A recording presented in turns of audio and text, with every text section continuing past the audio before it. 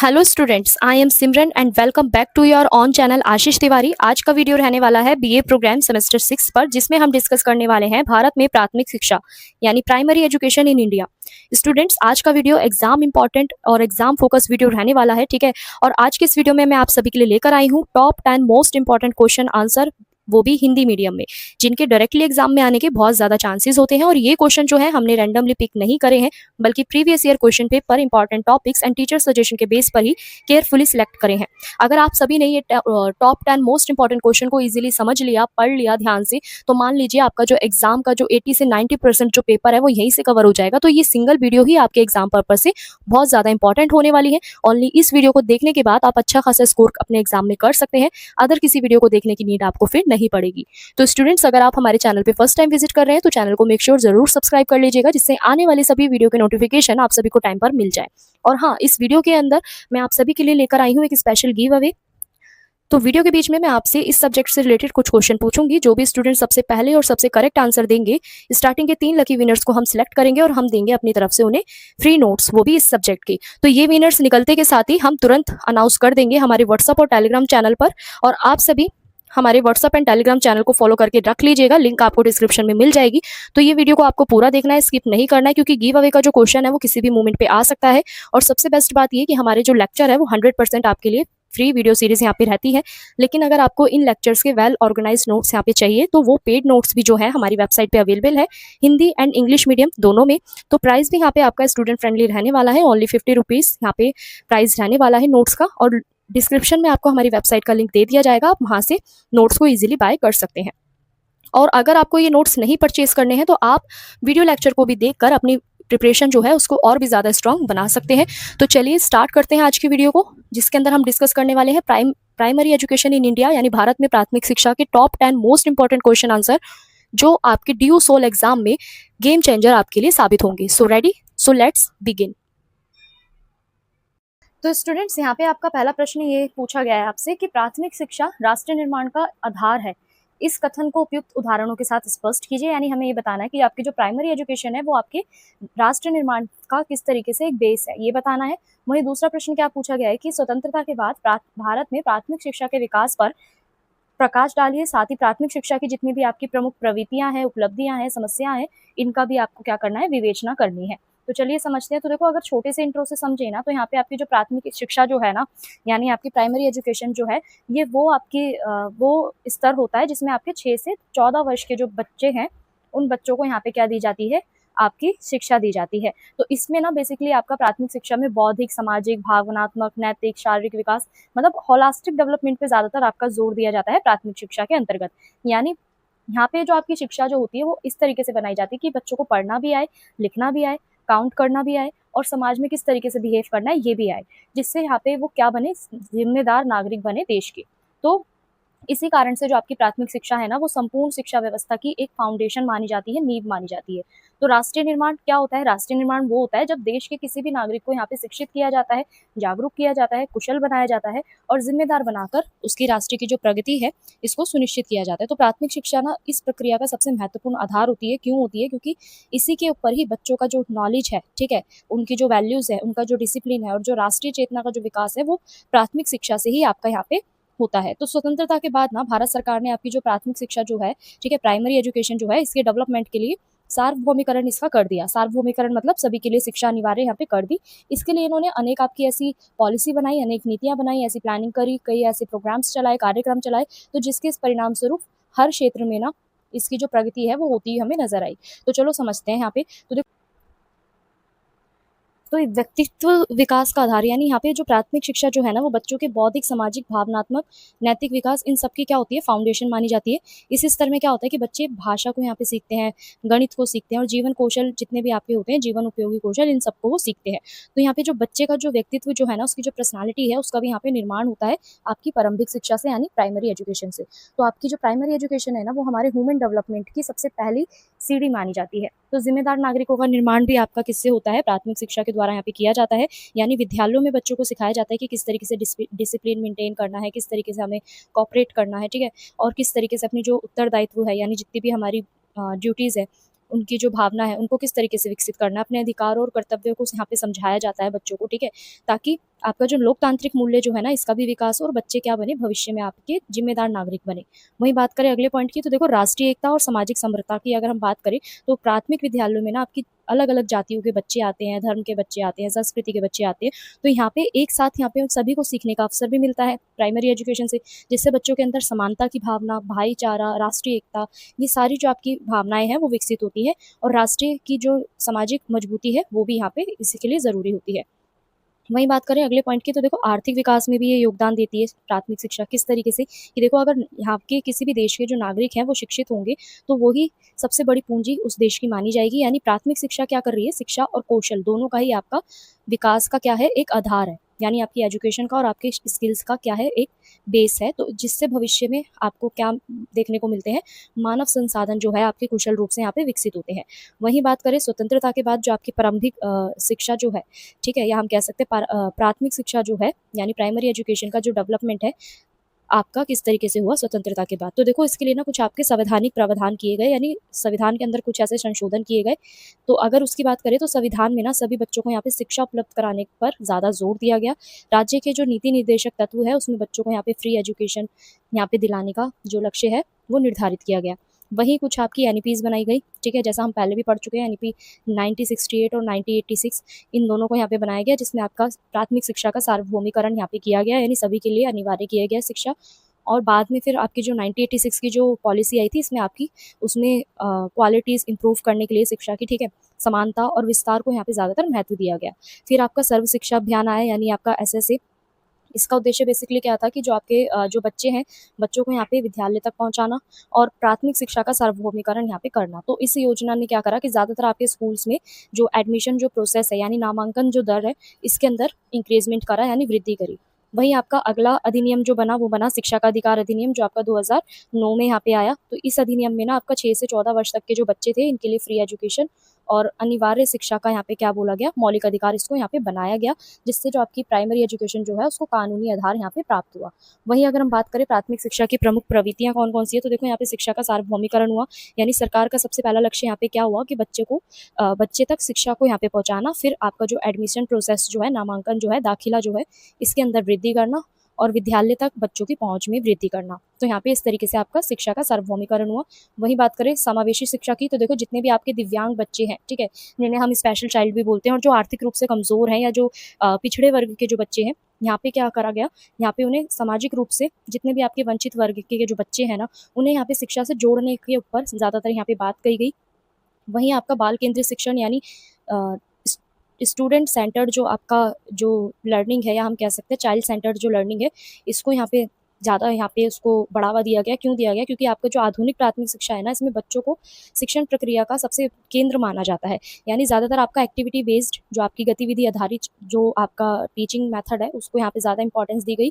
अनुभवात्मक शिक्षण को ज़्यादातर यहाँ पे ध्यान दिया गया, यानी बच्चे को यहाँ पे प्ले वे मेथड, या हम कह सकते हैं एक्टिविटी बेस्ड जो लर्निंग है, उसको यहाँ पे ज़्यादातर बढ़ावा यहाँ पे दिया गया। वहीं आपका अगला पॉइंट क्या कहता है कि डिजिटल और तकनीकी शिक्षा, यानी शिक्षा में जो आपकी सूचना और संचार प्रौद्योगिकी है, यानी आपका आईसीटी जो है, इसकी भी भूमिका ज़्यादातर बढ़ती हुई हमें नजर आई। यानी क्लासरूम के अंदर आपकी स्मार्ट कक्षाएं, ई कंटेंट, ऑनलाइन शिक्षा जैसी जितनी भी आपकी प्रवृत्तियां हैं, वो धीरे धीरे यहाँ पे आपकी उभर कर आई। वहीं अगर हम बात करें स्टूडेंट्स, यहाँ पे आपकी प्राथमिक शिक्षा की प्रमुख उपलब्धियां कौन सी थी, यानी प्राथमिक शिक्षा की सबसे ज़्यादा अचीवमेंट क्या थी, यहाँ पे आपके जितने भी दाखिले का जो पूरा प्रोसेस था ना, एडमिशन का जो पूरा प्रोसेस था, स्वतंत्रता के बाद इसमें बहुत ज़्यादा वृद्धि हमें देखने को मिली। बालिका शिक्षा का विस्तार हुआ, यानी सरकारी योजना और सरकारी योजनाओं और सामाजिक जागरूकता के कारण जितनी भी आपकी बालिकाएं हैं, उनको भी यहाँ पे शिक्षा का बढ़ावा मिला। लड़कियों की भी जो शिक्षा के अंदर भागीदारी है, जो विद्यालयों में भागीदारी है, वो बढ़ने लगी। वहीं विद्यालय सुविधाओं का विकास भी हुआ, यानी विद्यालय के अंदर आपके जो पेयजल है, यानी जो आपका पानी की जो सुविधाएं हैं, शौचालय है, लाइब्रेरीज हैं, ठीक है, शिक्षण सामग्री जो है, इन सारी सुविधाओं में भी आपका सुधार होता हुआ नजर आया। इससे क्या हुआ कि जो आपका शिक्षण का जो वातावरण है वो बेहतर बना। वही मिड डे मील योजना आपकी चलाई गई यहाँ पे, ताकि बच्चे ज़्यादा से ज़्यादा उनकी उपस्थिति यहाँ पे बढ़े और बच्चों के अंदर जो कुपोषण है ना वो कम हो, ठीक है, और विद्यालय छोड़ने की जो समस्या है वो भी यहाँ पे कम हो। क्योंकि बच्चे यहाँ पे जो वंचित वर्ग या जो आर्थिक रूप से जो गरीब जो बच्चे थे, उनको यहाँ पे भोजन जो था वो उपलब्ध कराया जा रहा था, और इसी लालच की वजह से वो डेली स्कूल आते थे। वहीं बात करें अगर हम प्राथमिक शिक्षा की प्रमुख समस्या कौन कौन सी थी, तो देखो शिक्षा की गुणवत्ता पर यहाँ पे प्रश्न उठा। यानी यहाँ पे आपका दाखिला तो बढ़ गया था, लेकिन बच्चों को सिखाए किस तरीके से, इसके ऊपर यहाँ पे प्रश्न उठा। गुणवत्तापूर्ण शिक्षा को लेकर यहाँ पे अभी भी बहुत सारी चुनौतियाँ बनी हुई हैं। तो यहाँ पे कई बच्चे ऐसे थे जो सीखने में ना एकदम अच्छे परिणाम यहाँ पे वो प्राप्त नहीं कर पा रहे थे, यानी उन्हें सीखने में कठिनाइयाँ आ रही थी। वहीं बात करें प्रशिक्षित शिक्षकों की कमी, यानी यहाँ पे जो विशेष रूप से आपके जितने भी गाँव वाले जो इलाके थे ना, वहाँ पे आपके ट्रेंड टीचर नहीं थे, योग्य टीचर नहीं थे। इसी की वजह से आपकी जो शिक्षा थी ना, उसकी गुणवत्ता में, उसकी क्वालिटी में यहाँ पे प्रभाव पड़ा। वहीं विद्यालय छोड़ने की समस्या, यानी कुछ ऐसे बच्चे थे जो आर्थिक कठिनाइयों के कारण, सामाजिक कारणों के कारण या परिवार की परिस्थितियों के कारण उन्होंने बीच में ही अपने विद्यालय को क्या कर देते थे, छोड़ देते थे, यानी शिक्षा को छोड़ देते थे। वहीं बात करें हम क्षेत्रीय और डिजिटल असमानताएं, यानी ग्रामीण और शहरी क्षेत्रों के बीच जो आपकी शिक्षा की जो सुविधाएं हैं, वो डिजिटल संसाधनों में अभी भी असमानता उसके अंदर हमें देखने को मिलती है। यानी शहरी क्षेत्र में हमें ज़्यादातर डिजिटल उपकरण देखने को मिलते हैं, संसाधन देखने को मिलते हैं। वहीं ग्रामीण की बात करें तो यहाँ पे बहुत असमानता हमें देखने को मिलती है। कई बार यहाँ पे अवसर जो हैं बच्चों में उपलब्ध नहीं हो पाते। वहीं बात करें कि अगर हम इसके अंदर भविष्य में कैसे सुधार ला सकते हैं, कौन-कौन से उपाय कर सकते हैं, तो देखो गुणवत्तापूर्ण शिक्षा पर यहाँ पे ज़्यादातर जोर देना चाहिए, यानी दाखिले को बढ़ाने की जगह है ना आपको सीखने के परिणाम और शिक्षा की जो क्वालिटी है, इसको सुधारने में ध्यान देना चाहिए। शिक्षक प्रशिक्षण को यहाँ पे मजबूत बनाना चाहिए, यानी जो आपकी टीचर ट्रेनिंग जो है, टीचर्स को यहाँ पे ज़्यादा से ज़्यादा यहाँ पे ट्रेनिंग दी जानी चाहिए, ताकि जो भी उनके जो टीचिंग मेथड्स जो हैं, वो और भी ज़्यादा इफ़ेक्टिव बन पाए, ताकि बच्चे आसानी से यहाँ पे पढ़ पाएँ। ठीक है? तकनीकी संसाधनों का विस्तार करना चाहिए, यानी जितनी भी आपकी टेक्नोलॉजीज़ हैं, जैसे जैसे आपका सभी विद्यालयों में डिजिटल संसाधन है, इंटरनेट है, स्मार्ट शिक्षण सुविधाएँ हैं, ये सारी चीज़ें यहाँ पे उपलब्ध होनी चाहिए। वहीं समुदाय की भागीदारी की बात करें तो देखो यहाँ पे पेरेंट्स और जितने भी आपके स्थायी समुदाय जो हैं, पंचायतें जो हैं, इनकी भी एक सक्रिय भागीदारी होनी चाहिए, ताकि आपके जो शिक्षा का जो विकास है, वो अच्छे से हो पाए। वहीं इस प्रश्न के निष्कर्ष की बात करें स्टूडेंट्स, तो निष्कर्ष क्या कहता है कि प्राथमिक शिक्षा जो है वो आपकी राष्ट्रीय निर्माण की एक आधारशिला है। क्यों है? क्योंकि ये व्यक्तित्व विकास में सहायता करती है। सामाजिक चेतना, लोकतांत्रिक मूल्य, राष्ट्रीय एकता, आर्थिक प्रगति, इन सबका क्या है, ये एक बेस है। स्वतंत्रता के बाद भारत ने प्राथमिक शिक्षा के क्षेत्र में कई उपलब्धियां हासिल करी है, जिसमें से आपका दाखिले को बढ़ाना, ठीक है, और बालिका शिक्षा का विस्तार करना, शिक्षा का सार्वभौमिकरण करना, ये सारी चीज़ें इसमें मेन थी। तो शिक्षा के अंदर जो आपकी क्वालिटी जो है, शिक्षकों की जो उपलब्धता है, क्षेत्रीय असमानता है, ये सारी चुनौतियां जो है ना अभी भी मौजूद है, लेकिन इन समस्याओं का प्रभावी समाधान तब किया जा सकता है जब हम प्राथमिक शिक्षा जो है वो भारत के समग्र विकास और राष्ट्रीय निर्माण का सबसे प्रभावी साधन तभी सिद्ध होगी जब हम इन समस्याओं का, इन चुनौतियों का समाधान कर पाएंगे।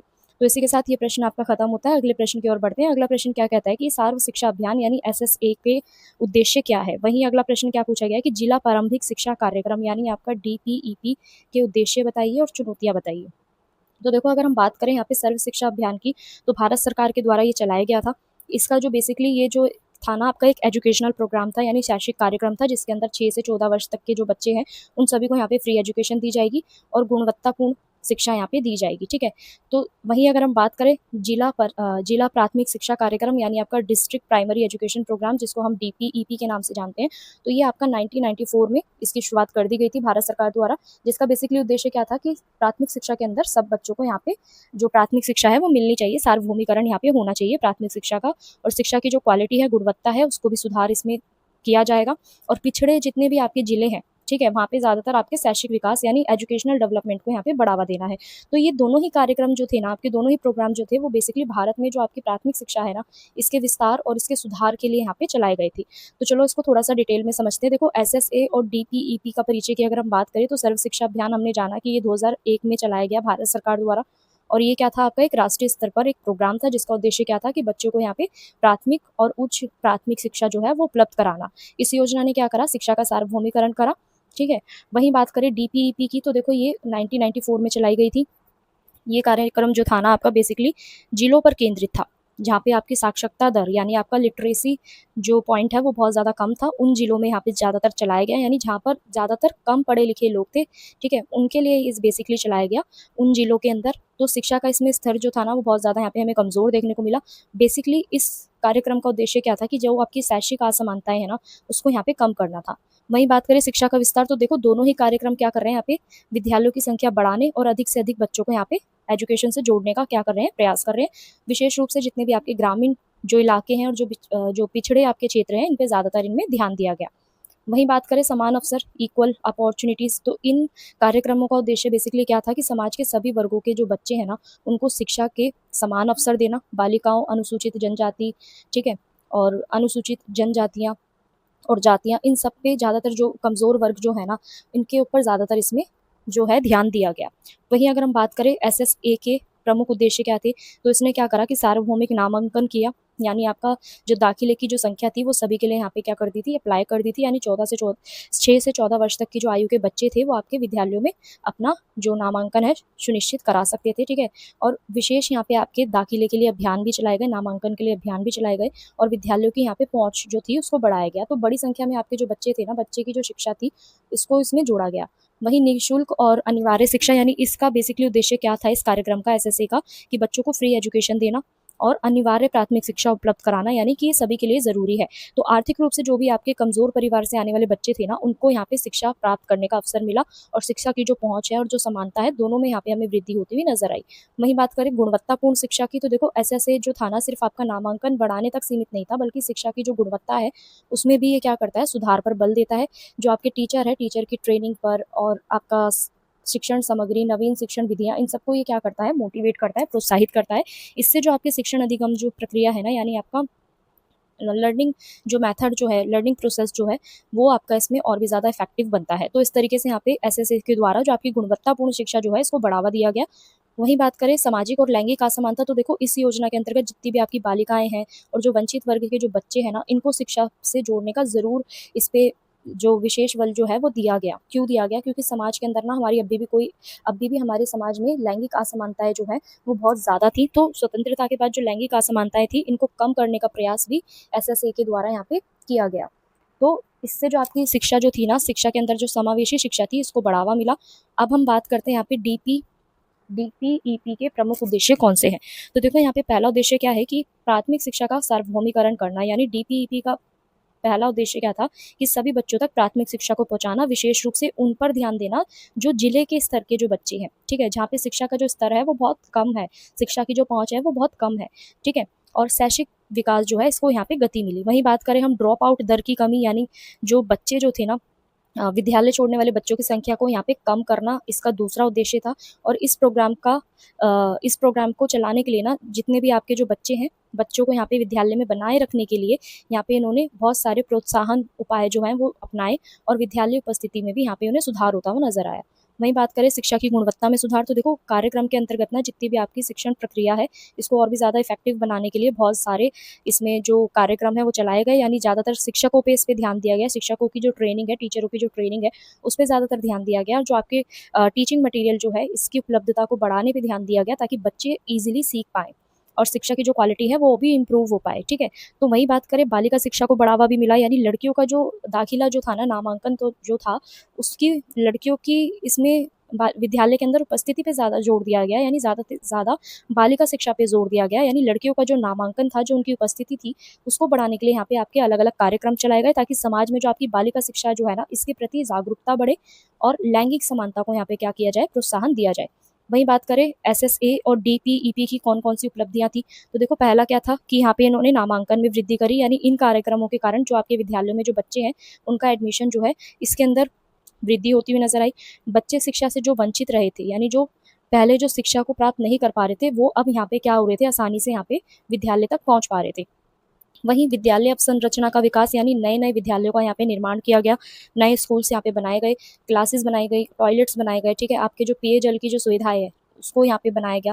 तो इस तरीके से ना आपका जो पूरा विद्यालय का जो वातावरण था, जो एनवायरनमेंट था, उसको यहाँ पे अनुकूल बनाया गया, ताकि जितने भी स्टूडेंट्स हैं उन्हें बेहतर जो सर्विस है वो यहाँ पे मिल पाए, बेहतर सुविधाएं मिल पाए।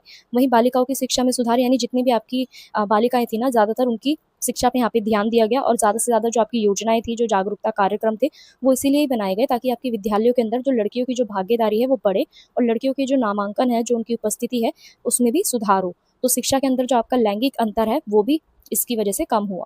वहीं बात करें सामाजिक समावेशन, तो देखो अनुसूचित जाति और अनुसूचित जनजाति और जो आपके अन्य वंचित वर्ग के जो बच्चे थे ना, इनको बच्चों को शिक्षा की जो मुख्य धारा थी उसमें लाने का यहाँ पे प्रयास किया गया। इससे जो शिक्षा जो थी ना आपकी और भी ज़्यादा अधिक समावेशी बनी और सभी वर्गों के जो बच्चे थे उनको सीखने के अवसर भी यहाँ पे प्राप्त हुए। अगर हम बात करें, देखो यहाँ पे अब इन दोनों कार्यक्रमों के सामने कौन कौन सी चुनौतियाँ थी। पहली चुनौती थी कि शिक्षा की गुणवत्ता को बढ़ाना। देखो यहाँ पे एडमिशन तो बढ़ गए थे, लेकिन यहाँ पे जो आपका सिखाने का जो तरीका जो था, ठीक है, टीचिंग मेथड्स जो थे, या हम कह सकते हैं जितने भी आपके पास रिसोर्सेज थे, मटेरियल था, ठीक है, सहायक सामग्री जो थी सिखाने के लिए, वो यहाँ पे उपलब्ध नहीं थी, ठीक है। तो इससे क्या हो रहा था कि विद्यार्थियों की जो उपलब्धियां हैं ना, वो ज़्यादातर आपकी सेटिस्फाई यहाँ पे नहीं हो पा रही थी। तो ये भी क्या है, इसलिए जो आपकी गुणवत्तापूर्ण शिक्षा जो है ना, वो समाज के अंदर एक तरीके से चुनौती बनी हुई है। वहीं आपके ट्रेंड जो टीचर्स थे उनकी कमी होना, यानी ज़्यादातर जो आपके ग्रामीण और दूर स्थित वाले जो क्षेत्र थे ना, वहाँ पे आपके ट्रेनिंग टीचर जो थे, यानी जो टीचर्स थे ना, उनको अच्छे से ट्रेनिंग यहाँ पे नहीं दी गई थी, ठीक है? प्रशिक्षित नहीं किया गया था शिक्षकों को। इसकी वजह से भी इन दोनों कार्यक्रमों के सामने क्या थी, एक बहुत बड़ी चुनौती थी और इसी से ही आपका पूरा जो शिक्षण कार्यक्रम है वो प्रभावित हुआ और विद्यार्थियों की जो गुणवत्तापूर्ण शिक्षा जो है, ये भी प्राप्त करने में उन्हें कठिनाई हुई। तो शिक्षक विद्यार्थी अनुपात जो है, यानी आपका टीचर स्टूडेंट जो रेशियो जो है, इसके अंदर भी हमें कई बार इनबैलेंस देखने को मिला, असंतुलित ये रहा।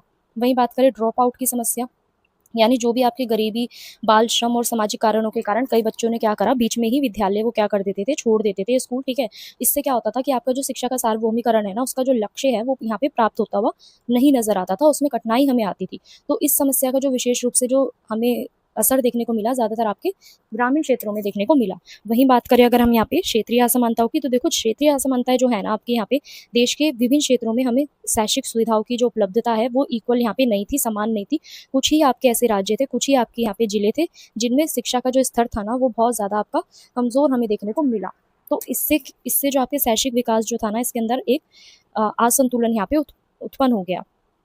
वहीं अगर हम बात करें अगले पॉइंट की, तो देखो सुधार के उपाय एक भविष्य की दिशा, तो देखो किस तरीके से हम इनमें सुधार ला सकते हैं। तो गुणवत्तापूर्ण शिक्षा पे ज़्यादा जोर दे सकते हैं, यानी दाखिले की बजाय हम यहाँ पे सीखने के परिणामों में सुधार करके क्वालिटीपूर्ण जो आपकी जो शिक्षा जो है, गुणवत्तापूर्ण शिक्षा जो है वो दे सकते हैं। इसलिए आपके जितने भी टीचिंग जो मेथड्स हैं उन्हें हम इफेक्टिव बना सकते हैं, इफेक्टिव टीचिंग मेथड्स को यहाँ पे यूज़ कर सकते हैं, ताकि जो आपकी शिक्षा जो है वो ज़्यादा से ज़्यादा स्टूडेंट सेंटर्ड बने, ठीक है? शिक्षक प्रशिक्षक को मजबूत करना, यानी आपका जो शिक्षकों की जो ट्रेनिंग जो है, शिक्षकों का जो प्रशिक्षण है उसको यहाँ पे मजबूत बनाना, ताकि यहाँ पे जो आपकी शिक्षण क्षमता है वो और भी ज़्यादा उसमें वृद्धि हो और प्रशिक्षित शिक्षकों की जो गुणवत्तापूर्ण शिक्षा है ये भी आसानी से यहाँ पे प्रदान हो पाए। वहीं ज़्यादा से ज़्यादा आपकी डिजिटल शिक्षा का विस्तार करना, यानी इंटरनेट, स्मार्टफोन, जितनी भी आपकी कक्षाएं हैं, डिजिटल संसाधन है, इनको ज़्यादा से ज़्यादा उपलब्ध कराना, ताकि जो आपका आधुनिक शिक्षण जो है, मॉडर्न जो आपकी टीचिंग है, इसको बढ़ावा मिल पाए और डिजिटल शिक्षा ग्रामीण और शहर के बीच जो एक अंतर है उसे कम कर सके। वहीं बात करें सामुदायिक भाग्यता की, तो देखो यहाँ पे जितने भी आपके पेरेंट्स हैं, पंचायत है, स्थानीय समुदाय है, इनकी ज़्यादा से ज़्यादा भागीदारी होगी तो विद्यालयों की जो कार्य प्रणाली है ना वो और भी ज़्यादा इफेक्टिव बनेगी। शिक्षा के प्रति जागरूकता, उत्तरदायित्व दोनों में ही यहाँ पे आपकी वृद्धि होगी। वहीं बात करें स्टूडेंट्स हम इस प्रश्न के निष्कर्ष की, तो देखो एसएसए और डीपीईपी जो है ना, ये दोनों ही प्राथमिक शिक्षा के भारत के अंदर प्राथमिक शिक्षा के विकास को बढ़ावा देने के लिए ये कार्यक्रम चलाए गए। यहाँ पे आपका विद्यालयों के अंदर नामांकन बढ़ा, विद्यालयों की सुविधाओं में यहाँ पे सुधार हुआ, शिक्षा को और भी ज़्यादा समावेशी बनाने में इसने महत्वपूर्ण योगदान दिया और शिक्षा की जो गुणवत्ता है, ड्रॉप आउट है, क्षेत्रीय असमानता है, जितनी भी चुनौतियां हैं वो अभी भी मौजूद है, लेकिन फिर भी इन कार्यक्रमों ने क्या करा कि प्राथमिक शिक्षा का सार्वभौमिकरण करा, ठीक है? इनको एक नई दिशा दी और जितनी भी उपलब्धियां थी वो प्राप्त करी। इसके अनुभव जो आपका जो इनके जो अनुभव है वो भविष्य की जितनी भी आपकी शैक्षिक नीतियां जो है, ठीक है, एजुकेशनल पॉलिसीज जो है उनमें सुधार और उसके लिए एक मार्गदर्शन क्या हुआ यहाँ पे सिद्ध हुआ। वहीं स्टूडेंट्स अब हम आगे बात करते हैं अगले प्रश्न की। अगला प्रश्न आपका क्या कहता है, प्रश्न नंबर 3 की विद्यालय आधारित मूल्यांकन और सतत एवं व्यापक मूल्यांकन यानी आपका सीसीई पर एक टिप्पणी लिखिए। वहीं उससे अगला प्रश्न क्या कहता है कि प्राथमिक शिक्षा में जो आपका मूल्यांकन है इसके महत्व और इसके विभिन्न मूल्यांकन की जो विधियां हैं वो बताइए। तो देखो यहाँ पे जो आपका मूल्यांकन जो है ना, बेसिकली यहाँ पे आपका क्या है, असेसमेंट है और बहुत ज़्यादा ज़रूरी होता है प्राथमिक शिक्षा में असेसमेंट। इसी की वजह से ही आपका जो एक बच्चे की जो प्रोग्रेस है ना सीखते टाइम, लर्निंग के टाइम, वो हमें पता चलती है। तो इवैल्यूएशन की अगर हम यहाँ पे बात करें, ठीक है, तो इवैल्यूएशन बेसिकली क्या होता है आपका, तो इवैल्यूएशन क्या है, एक आपका शिक्षा प्रक्रिया का एक महत्वपूर्ण अंग है, ठीक है, जिसके अंदर जितने भी आपके विद्यार्थी हैं ना उनकी उनकी उपलब्धियों और उनकी जो प्रोग्रेस है, उनकी जो एबिलिटी है, जो उनका सीखने का जो स्तर है, इन सब का क्या किया जाता है, आकलन किया जाता है। यानी प्राथमिक शिक्षा में जो आपका मूल्यांकन का उद्देश्य है वो केवल यहाँ पे बच्चों को सिर्फ मार्क्स देना नहीं होता, विद्यार्थियों को सिर्फ यहाँ पे अंक देना नहीं होता, बल्कि उनके समग्र विकास को यहाँ पे समझना होता है और शैक्षिक जो प्रक्रिया है इसको और भी ज़्यादा प्रभावी बनाना होता है। तो बेसिकली इसका उद्देश्य क्या है कि स्कूल्स के अंदर आपके जो मूल्यांकन जो होता है ना, स्कूल बेस्ड असेसमेंट जो आपका होता है वो ज़्यादातर आपका सतत और व्यापक मूल्यांकन के अंतर्गत आता है, जैसे आपका सीसीई।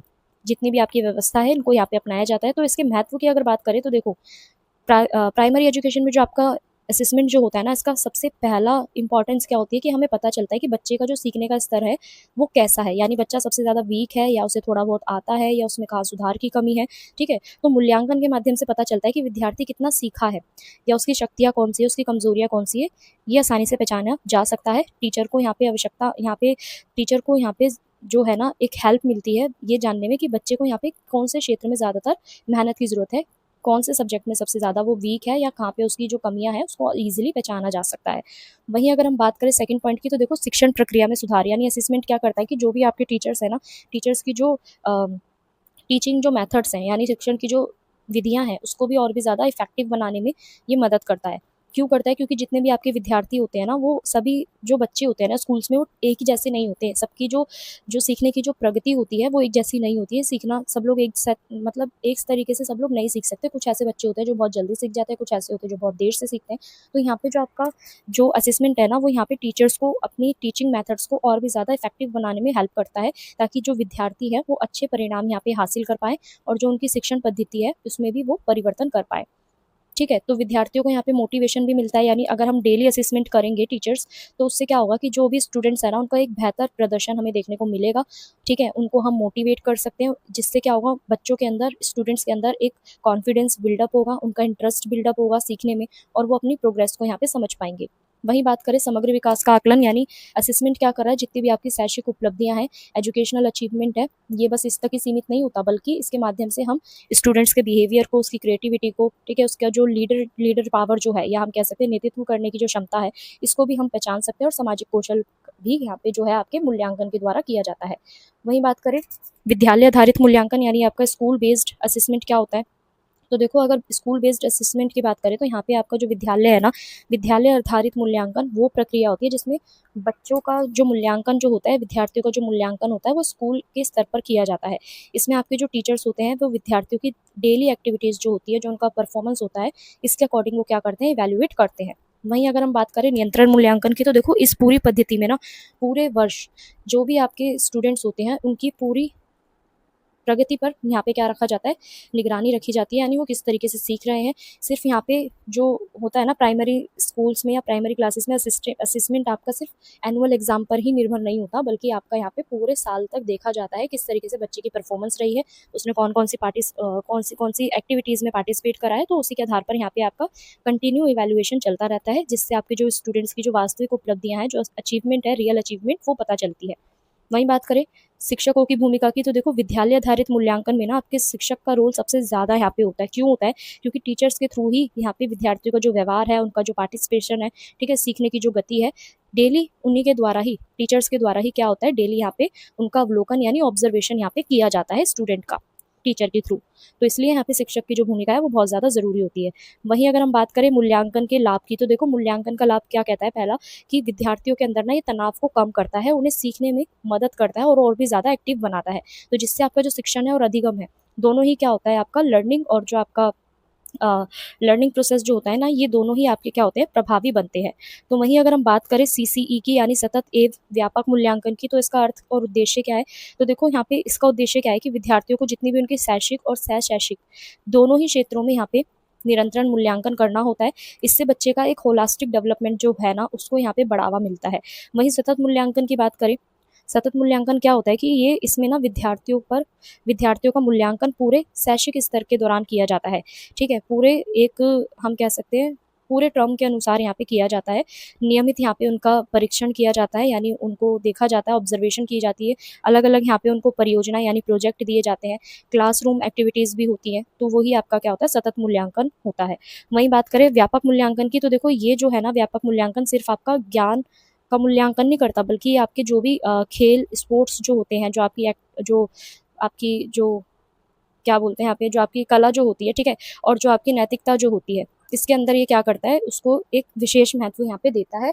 और इससे जो आपके विद्यार्थी है ना, इससे जो यहाँ पे आपके विद्यार्थी हैं, उनका जो सर्वांगीण विकास जो है, वो भी यहाँ पे क्या होता है, सुनिश्चित होता है। तो यहाँ पे आपका जो व्यापक मूल्यांकन है, वो क्या कर रहा है कि अलग अलग क्षेत्रों में आपका यहाँ पे बच्चों का असेसमेंट कर रहा है। वहीं अगर हम बात करें आपका सतत व्यापक की, तो इसमें आपका सिर्फ उसमें ज़्यादातर आपकी प्लानिंग होती है, क्लासरूम की एक्टिविटी होती है, और व्यापक में आपका जो भी अलग अलग जो आपके क्षेत्र होते हैं, जैसे आपका कला का क्षेत्र है, ठीक है, आर्ट का क्षेत्र है, और आपके मोरल वैल्यूज़ का जो क्षेत्र है, ठीक है, खेल जो है, इन सबको ज़्यादातर ये महत्व देता है। तो इससे जो विद्यार्थी होते हैं ना, उनका होलास्टिक डेवलपमेंट यहाँ पे सुनिश्चित होता है। वहीं अब इन दोनों के इसकी व्यापक मूल्यांकन के महत्व की बात करें, तो देखो इससे क्या होता है कि आपकी परीक्षा के दबाव को ये कम करता है, सीखने को और भी ज़्यादा इंटरेस्टिंग बनाता है, विद्यार्थियों की जो व्यक्तिगत क्षमता है उसको पहचानने में भी मदद करता है। वहीं बात करें प्राथमिक शिक्षाओं के विभिन्न मूल्यांकन की विधियों की, तो देखो पहला जो होता है ना, पहला होता है आपका लिखित परीक्षा। यानी ये मूल्यांकन की वो विधि होती है जिसके इसके माध्यम से ना विद्यार्थियों का जो ज्ञान है, उनकी जो समझ है और जो उनकी लेखन क्षमता है, इसका आकलन यहाँ पे किया जाता है। वहीं मौखिक परीक्षा की बात करें तो इसमें मौखिक परीक्षण के द्वारा क्या किया जाता है, जो आपके जो विद्यार्थी जो है, इनकी अभिव्यक्ति क्षमता को यहाँ पे पहचाना जाता है, इनकी कॉन्फिडेंस को देखा जाता है और उस सब्जेक्ट से रिलेटेड उनकी क्या समझ है, इसका भी यहाँ पे क्या किया जाता है, मूल्यांकन किया जाता है। तो प्राथमिक स्तर पर ना विशेष रूप से आपका मौखिक असेसमेंट जो है, मौखिक जो आपके एग्जाम है, या हम कह सकते हैं ओरल जो आपके टेस्ट होते हैं, वो ज़्यादा आपके इंपॉर्टेंट माने जाते हैं। वहीं बात करें ऑब्जर्वेशन मेथड की, यानी आपका अवलोकन विधि की, तो देखो जितने भी आपके टीचर्स हैं ना, टीचर्स सबसे ज़्यादा ऑब्जर्वेशन मेथड को यहाँ पे यूज़ करते हैं, जिसके अंदर वो बच्चों के व्यवहार को देखते हैं, उनके पार्टिसिपेट को देखते हैं, ठीक है, और उनकी जो क्लासरूम एक्टिविटी है, इन सब के अंदर टीचर्स क्या करते हैं, अवलोकन करते हैं, ऑब्जर्वेशन करते हैं बच्चों का कि वो किस तरीके से सीख रहे हैं, और इससे उनकी जो रियल प्रोग्रेस होती है, वास्तविक प्रगति होती है बच्चों की, वो भी पता चलता है। वहीं बात करें परियोजना और गतिविधि आधारित मूल्यांकन, यानी जो आपका प्रोजेक्ट और जो आपका एक्टिविटी बेस्ड जो आपका असेसमेंट होता है, वो क्या होता है, तो इसके अंदर ना बेसिकली आपकी जो ग्रुप जो आपके वर्क जो होता है, या हम कह सकते हैं ग्रुप प्रोजेक्ट यहाँ पे दिया जाता है टीचर्स के थ्रू। एक्टिविटीज़ के माध्यम से विद्यार्थियों की जो क्रिएटिविटी है, जो प्रॉब्लम सॉल्विंग एबिलिटी है, यानी आपकी समस्या समाधान की जो क्षमता है, और जो आपका कॉपरेशन की जो भावना है, यानी आपकी सहयोग की जो भावना है, इसका यहाँ पे क्या किया जाता है, मूल्यांकन किया जाता है। यानी पेयर्स में यहाँ पे क्या करते हैं टीचर्स, बच्चों को यहाँ पे कुछ ना कुछ एक्टिविटीज़ कराते हैं, ताकि बच्चा यहाँ पे क्या सीख पाए, आपकी सहयोग की भावना को सीख पाए, प्रॉब्लम सॉल्विंग को यहाँ पे सीख पाए और अपनी क्रिएटिविटी को दिखा पाए। तो इसके आधार पर भी आपका जो असेसमेंट है वो यहाँ पे किया जाता है। वहीं बात करें मूल्यांकन के सामने कौन कौन सी आपकी चुनौतियाँ हैं, तो देखो पहली चुनौती क्या है कि हमारे पास ट्रेंड टीचरों की यहाँ पे कमी है, यानी प्रशिक्षित शिक्षकों की यहाँ पे कमी के कारण ये जो मूल्यांकन है ना, इसकी जितनी भी आपके मॉडर्न मेथड है वो इतने इफेक्टिव नहीं बन पाते। तो इसीलिए यहाँ पे इसका एक पीछे का कारण क्या है कि आपकी टीचर्स को यहाँ पे ट्रेनिंग यहाँ पे समय-समय पे नहीं दी जाती। इसी की वजह से जो आपका मूल्यांकन है वो इतना प्रभावी नहीं बन पाता। वहीं बात करें हम अगले पॉइंट की, तो देखो अधिक विद्यार्थी संख्या, यानी एक कक्षा में अगर आपके ज़्यादा से ज़्यादा स्टूडेंट्स होंगे, तो यहाँ पे आपका जो व्यक्तिगत मूल्यांकन जो है ना, इंडिविजुअल जो इवैल्यूएशन है वो करना बहुत ज़्यादा मुश्किल हो जाएगा, और मूल्यांकन की जो गुणवत्ता है, जो उसकी क्वालिटी है, वो भी यहाँ पे प्रभावित होएगी। वहीं अगला पॉइंट क्या कहता है, संसाधनों की कमी। संसाधनों की कमी मतलब जितने भी आपके स्कूल्स हैं उनके अंदर आपके जो परियोजना कार्य जो होते हैं, ठीक है, और जो आपकी एक्टिविटी आधारित मूल्यांकन होते हैं, इनके लिए आपके पास सफिशिएंट रिसोर्सेज अवेलेबल नहीं होते, पर्याप्त संसाधन उपलब्ध नहीं होते। इसकी वजह से भी आपका जो मूल्यांकन की जो पूरी प्रक्रिया है, पूरा जो प्रोसेस है, वो लिमिटेड ही रह जाता है। वहीं अगर हम बात करें अगले पॉइंट की, तो अगला पॉइंट क्या कहता है, रिकॉर्ड संधारण की समस्या, यानी सीसीई जैसी जितनी भी आपकी प्रणाली है, इसमें स्टूडेंट्स की जो प्रोग्रेस है उसका एक पूरा रिकॉर्ड रखा जाता है, और रिकॉर्ड रखना ज़रूरी भी होता है। ये टीचर्स के लिए क्या करता है, टाइम और उनकी जो मेहनत है उसके लिए ये चुनौतीपूर्ण यहाँ पे सिद्ध हो सकता है। वहीं अगर हम बात करें इसमें हम सुधार के लिए कौन-कौन से सुझाव जो है वो अपना सकते हैं, तो देखो शिक्षण प्रशिक्षण, यानी आपका टीचर्स को हम ट्रेनिंग दे सकते हैं, ताकि यहाँ पे जो मूल्यांकन की जो तकनीकें हैं वो आपकी डेली बेसिस पे जो टीचर्स हैं उनको यहाँ पे उसके लिए ट्रेनिंग दी जाए, ठीक है, और मूल्यांकन इससे आपका और भी ज़्यादा इफेक्टिव बने। वहीं बात करें गतिविधि आधारित मूल्यांकन, यानी आपका एक्टिविटी बेस्ड जो इवैल्यूएशन है, इसको ज़्यादा से ज़्यादा बढ़ावा देना चाहिए, यानी बच्चों को यहाँ पे ज़्यादा से ज़्यादा पेयर ग्रुप्स में वर्क करना, ठीक है, और परियोजना, रचनात्मक गतिविधियाँ, इन सबको ज़्यादातर यहाँ पे इंपॉर्टेंस देनी चाहिए, ताकि जो आपके स्टूडेंट्स हैं उनकी जो वास्तविक क्षमताएँ जो है ना, उनका हम आकलन कर पाएँ। वहीं बात करें तकनीकों का उपयोग, यानी डिजिटल उपकरण और ऑनलाइन मूल्यांकन जैसी जितनी भी आपकी प्रणाली है, यहाँ पे इसको बढ़ावा दिया जाना चाहिए। इससे जो आपका मूल्यांकन का जो पूरी प्रक्रिया है ना, वो और भी ज़्यादा आपकी व्यवस्थित बनेगी। वहीं बात करें समग्र विकास पे बल, तो मूल्यांकन को ना यहाँ पे केवल परीक्षा परिणामों तक आपका सीमित नहीं रखना चाहिए। विद्यार्थियों के लिए सर्वांगीण विकास को यहाँ पे क्या करना चाहिए, मूल्यांकन का एक आधार बनाना चाहिए।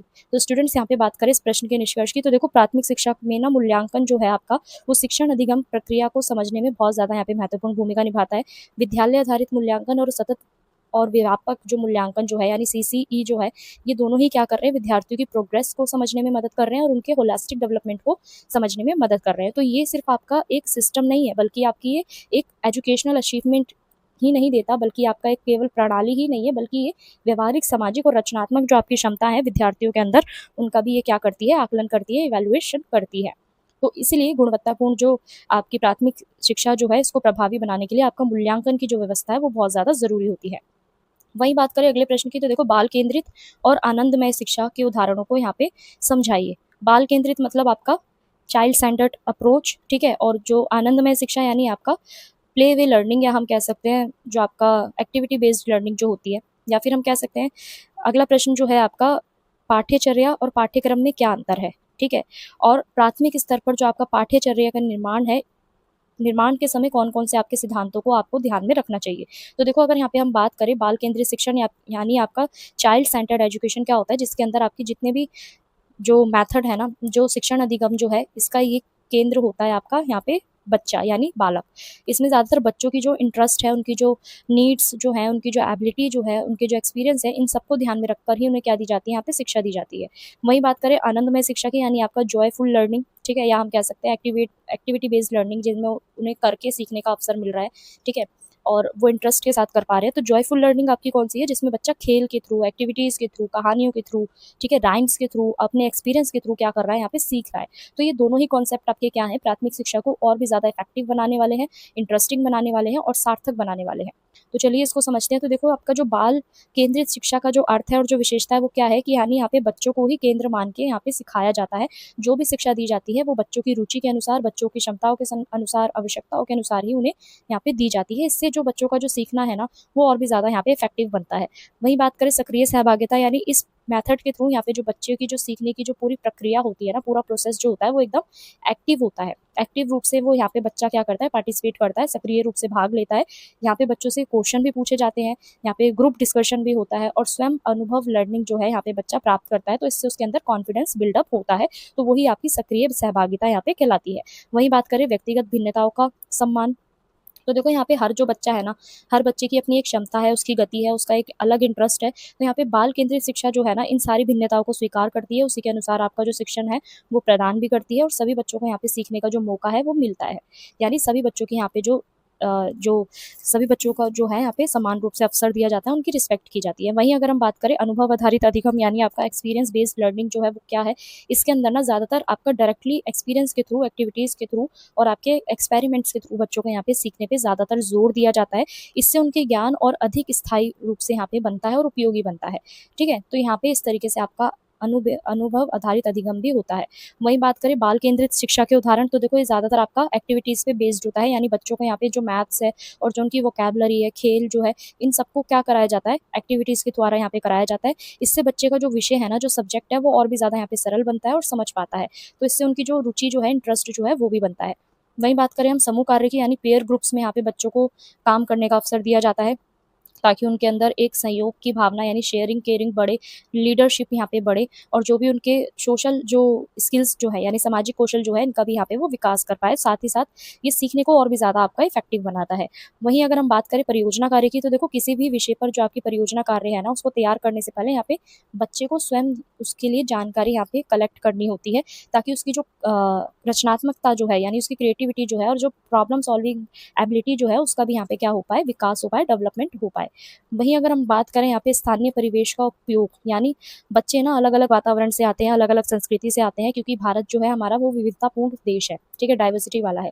तो यहाँ पे जो आपके जो मेथड है ना, टीचिंग मेथड जो है, बच्चों के आसपास के वातावरण और उनके अनुभव के अकॉर्डिंग ही यहाँ पे किया जाता है, ताकि बच्चों को यहाँ पे वास्तविक जीवन से जोड़ा जाए, यानी रियल लाइफ की जितनी भी आपकी चीज़ें हैं उनसे यहाँ पे जोड़ा जाए। तो इस तरीके से आपका स्थानीय परिवेश का भी यहाँ पे शिक्षा के अंदर उपयोग किया जाता है। वहीं बात करें आपकी आनंदमय शिक्षा का अर्थ और विशेषता, तो देखो जॉयफुल लर्निंग क्या है, कि जिसको बच्चे को करते टाइम ना, इस टाइम पे क्या होता है कि आनंदपूर्वक शिक्षा जो है, आनंदमय शिक्षा जो है, ये वो प्रोसेस होता है जिसमें बच्चा इंटरेस्ट लेके और कंफर्टेबली खुद बिना किसी प्रेशर के यहाँ पे सीखता है, बिना किसी बोझ के यहाँ पे चीज़ों को समझता है। तो वही आपका आनंदपूर्ण अधिगम यहाँ पे कहलाता है।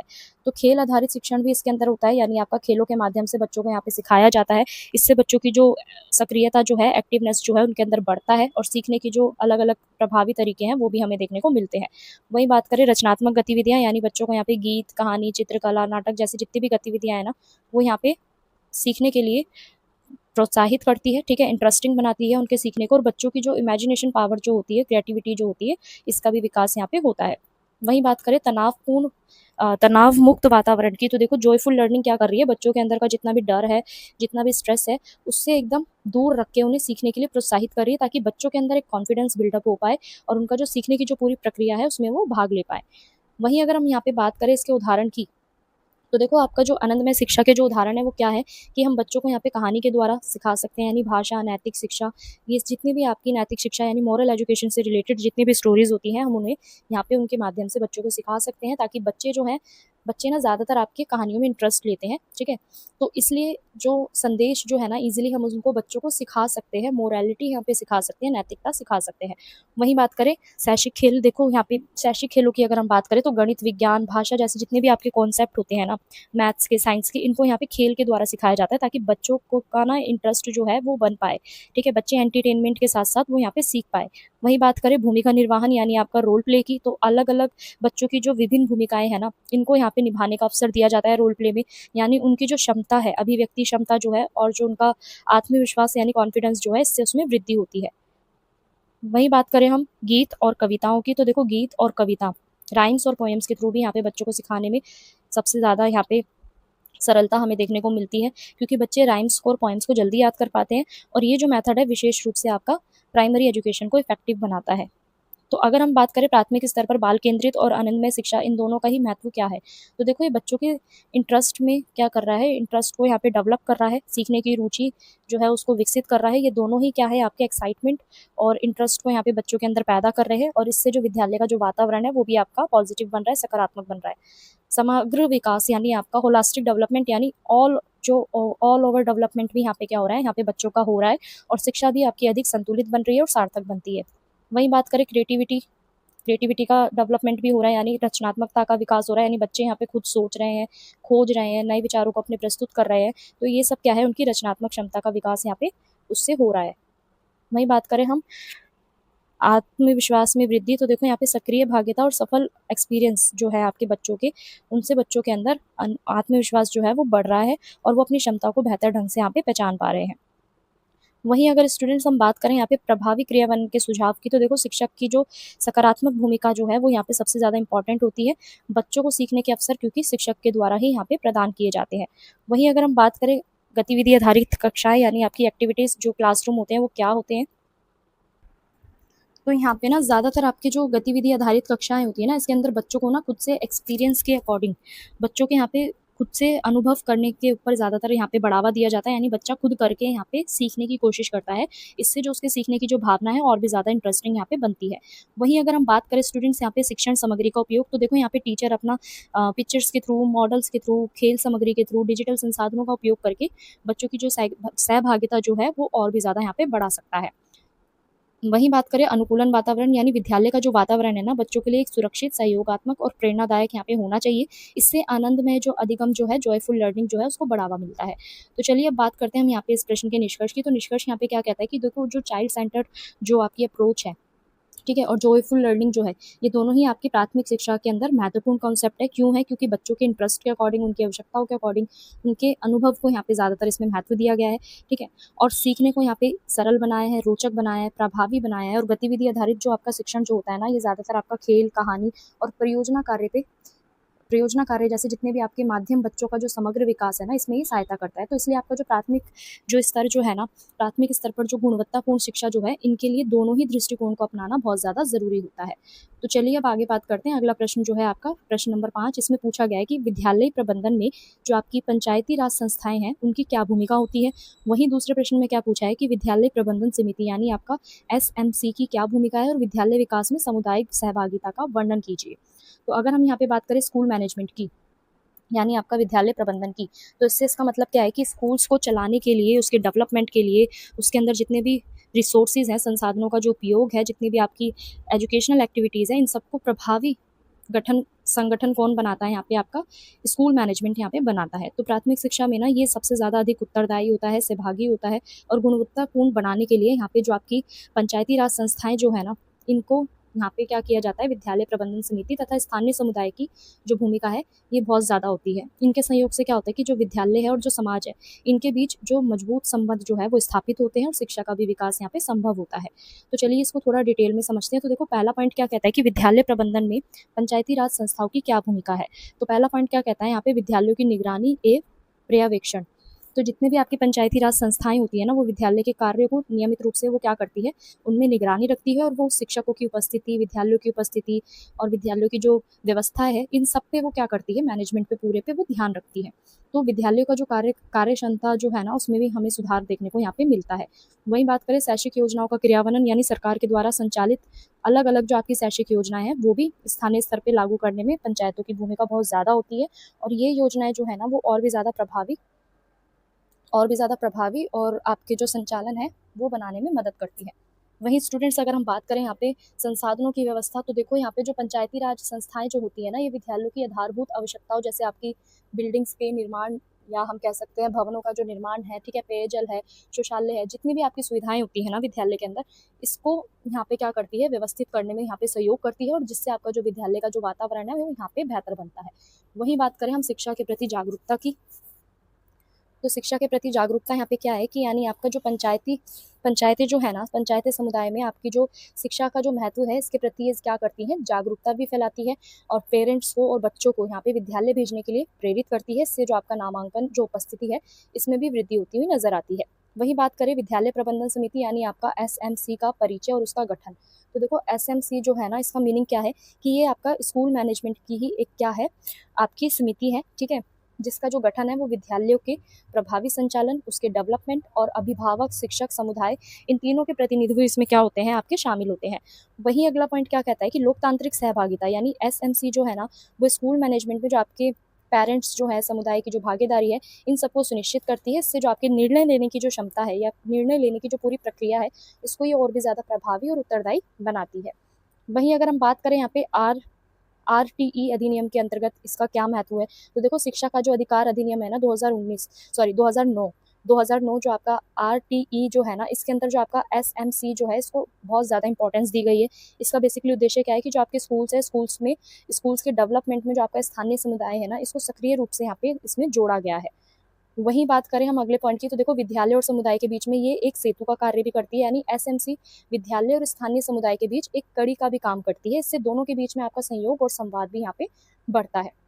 अब इनके सामने प्रमुख इनकी जो विद्यालय प्रबंधन समिति, यानी आपका SMC की जो प्रमुख भूमिकाएं हैं वो कौन सी है, तो देखो पहली भूमिका क्या है कि विद्यालय विकास योजना तैयार करना, यानी प्लानिंग करना कि किस तरीके से हम स्कूल का डेवलपमेंट यहाँ पे कर सकते हैं, ठीक है, जितनी भी आपकी आधारभूत सुविधाएं हैं, जो भी सर्विसेज हैं, ठीक है, जो भी शिक्षण व्यवस्था है, संसाधनों का जो विकास है, इसमें ध्यान दिया जाता है बहुत ज़्यादा। वहीं अगर हम बात करें विद्यालयों की निगरानी, तो देखो विद्यालयों की निगरानी भी ये समिति करती है, यानी विद्यालयों के दैनिक कार्य, उनकी शिक्षण गतिविधियाँ, इन सब की भी ये निगरानियाँ करती हैं, ठीक है। विद्यालय की जो कार्य प्रणाली है, उसको और भी ज़्यादा इफेक्टिव बनाती है और उत्तरदायित्व बनाती है।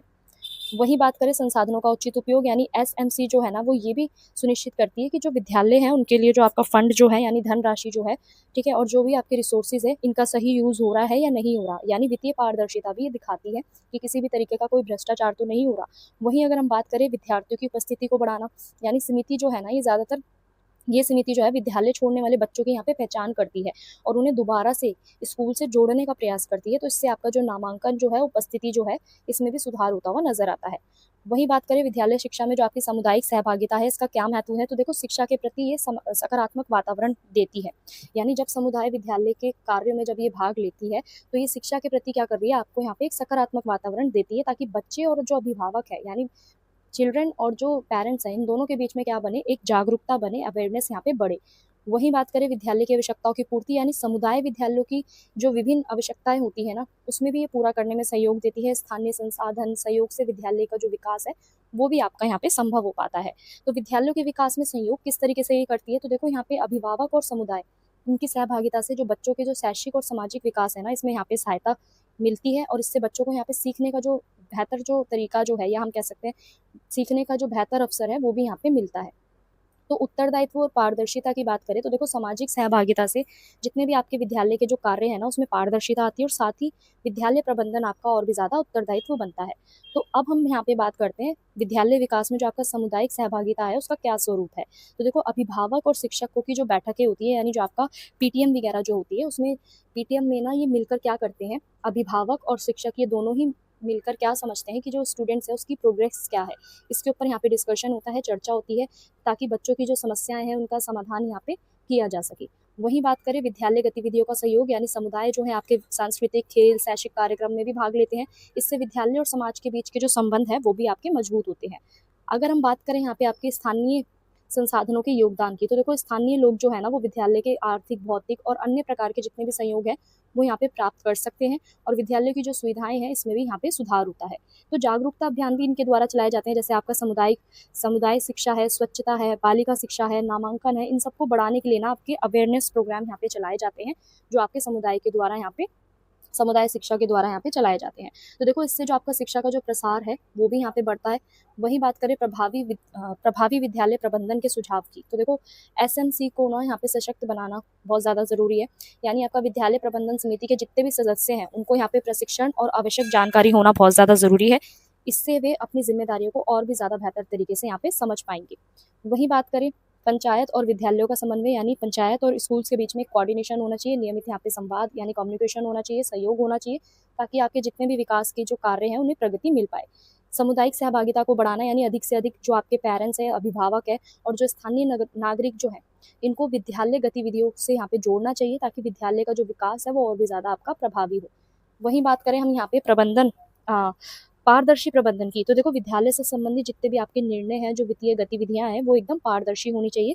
इससे समुदाय का जो विश्वास है वो बढ़ेगा और सहयोग भी यहाँ पे उसे मिलेगा।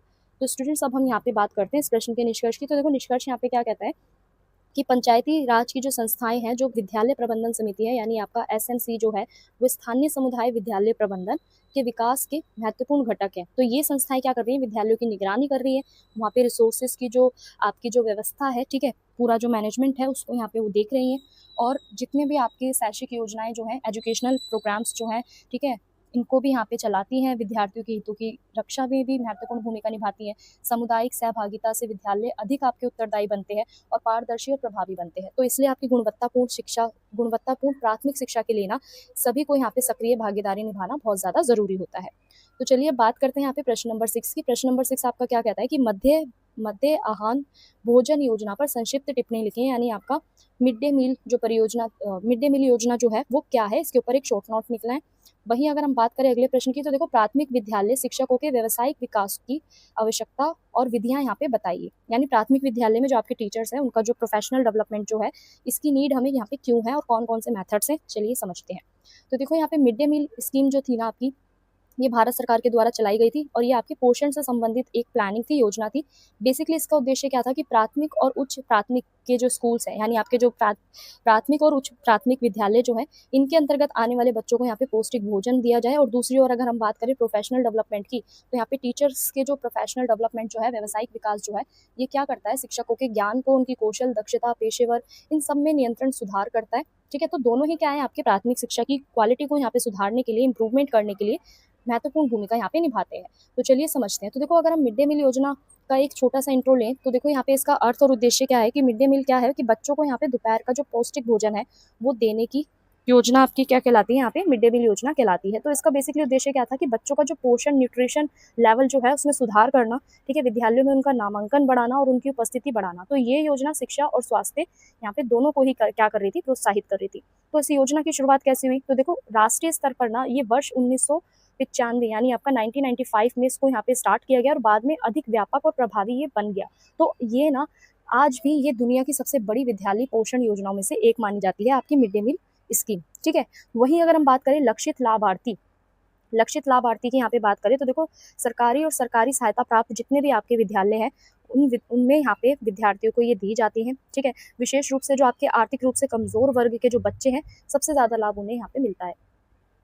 तो सबसे ज़्यादा लाभ उन्हें यहाँ पे मिलता है। वहीं अगर हम बात करें शिक्षा के संबंध में, देखो जो मिड डे मील योजना है ना आपकी, मिड डे मील योजना आपकी यहाँ पे क्या कर रही है, ज़्यादातर आपकी शिक्षा को यहाँ पे बढ़ावा दे रही है, और इससे जो बच्चों का जो विद्यालय आने वाले जो बच्चे हैं, यानी विद्यालयों में बच्चों को आने के लिए यहाँ पे क्या मिल रहा है, एक प्रेरणा मिल रही है, मोटिवेशन मिल रहा है, और नियमित जो उनकी उपस्थिति है वो भी सुनिश्चित हो रही है। तो स्टूडेंट्स अब यहाँ पे हम बात करते हैं इसका महत्व क्या है। तो देखो इससे क्या हो रहा है, बच्चों का जो पोषण स्तर है ना उसमें सुधार हो रहा है। यानी ये जो योजना है वो बच्चों को संतुलित और पौष्टिक भोजन यहाँ पे क्या कर रही है, उपलब्ध करा रही है। इससे बच्चों के अंदर जो माल न्यूट्रिशन जो है, यानी कुपोषण की जो समस्या है, वो भी कम करने में हमें सहायता मिल रही है, और स्वस्थ बच्चे जो है यहाँ पे वो बेहतर ढंग से सीखने में उनकी जो क्षमता है वो भी यहाँ पे क्या हो रही है, प्रभावित हो रही है। तो स्टूडेंट्स अगर हम बात करें नामांकन एवं उपस्थिति में वृद्धि, तो देखो ये कैसे हो रही है कि ज़्यादातर ना आपके जो फ्री जो भोजन की जो सुविधाएं हैं, निशुल्क भोजन की जो सुविधाएं, इसके कारण बच्चे ज़्यादा से ज़्यादा एडमिशन ले रहे हैं स्कूल्स में, और स्कूल्स को छोड़ने वाले बच्चों की जो संख्या है वो भी मिड डे मील की वजह से कम हो गई थी। तो विद्यालयों में आपकी जो नियमित उपस्थिति है वो भी बढ़ाने में मिड डे मील स्कीम जो है आपकी हेल्प कर रही है। वहीं अगर हम बात करें सामाजिक समानता को बढ़ावा, तो सभी बच्चे एक साथ बैठ के यहाँ पे क्या कर रहे हैं, भोजन कर रहे हैं, जिससे आपका जाति, वर्ग, सामाजिक भेदभाव, इन सब की जो भावना है वो कम हो रही है, और सामाजिक समसमता और आपकी समानता को भी यहाँ पे बढ़ावा मिल रहा है।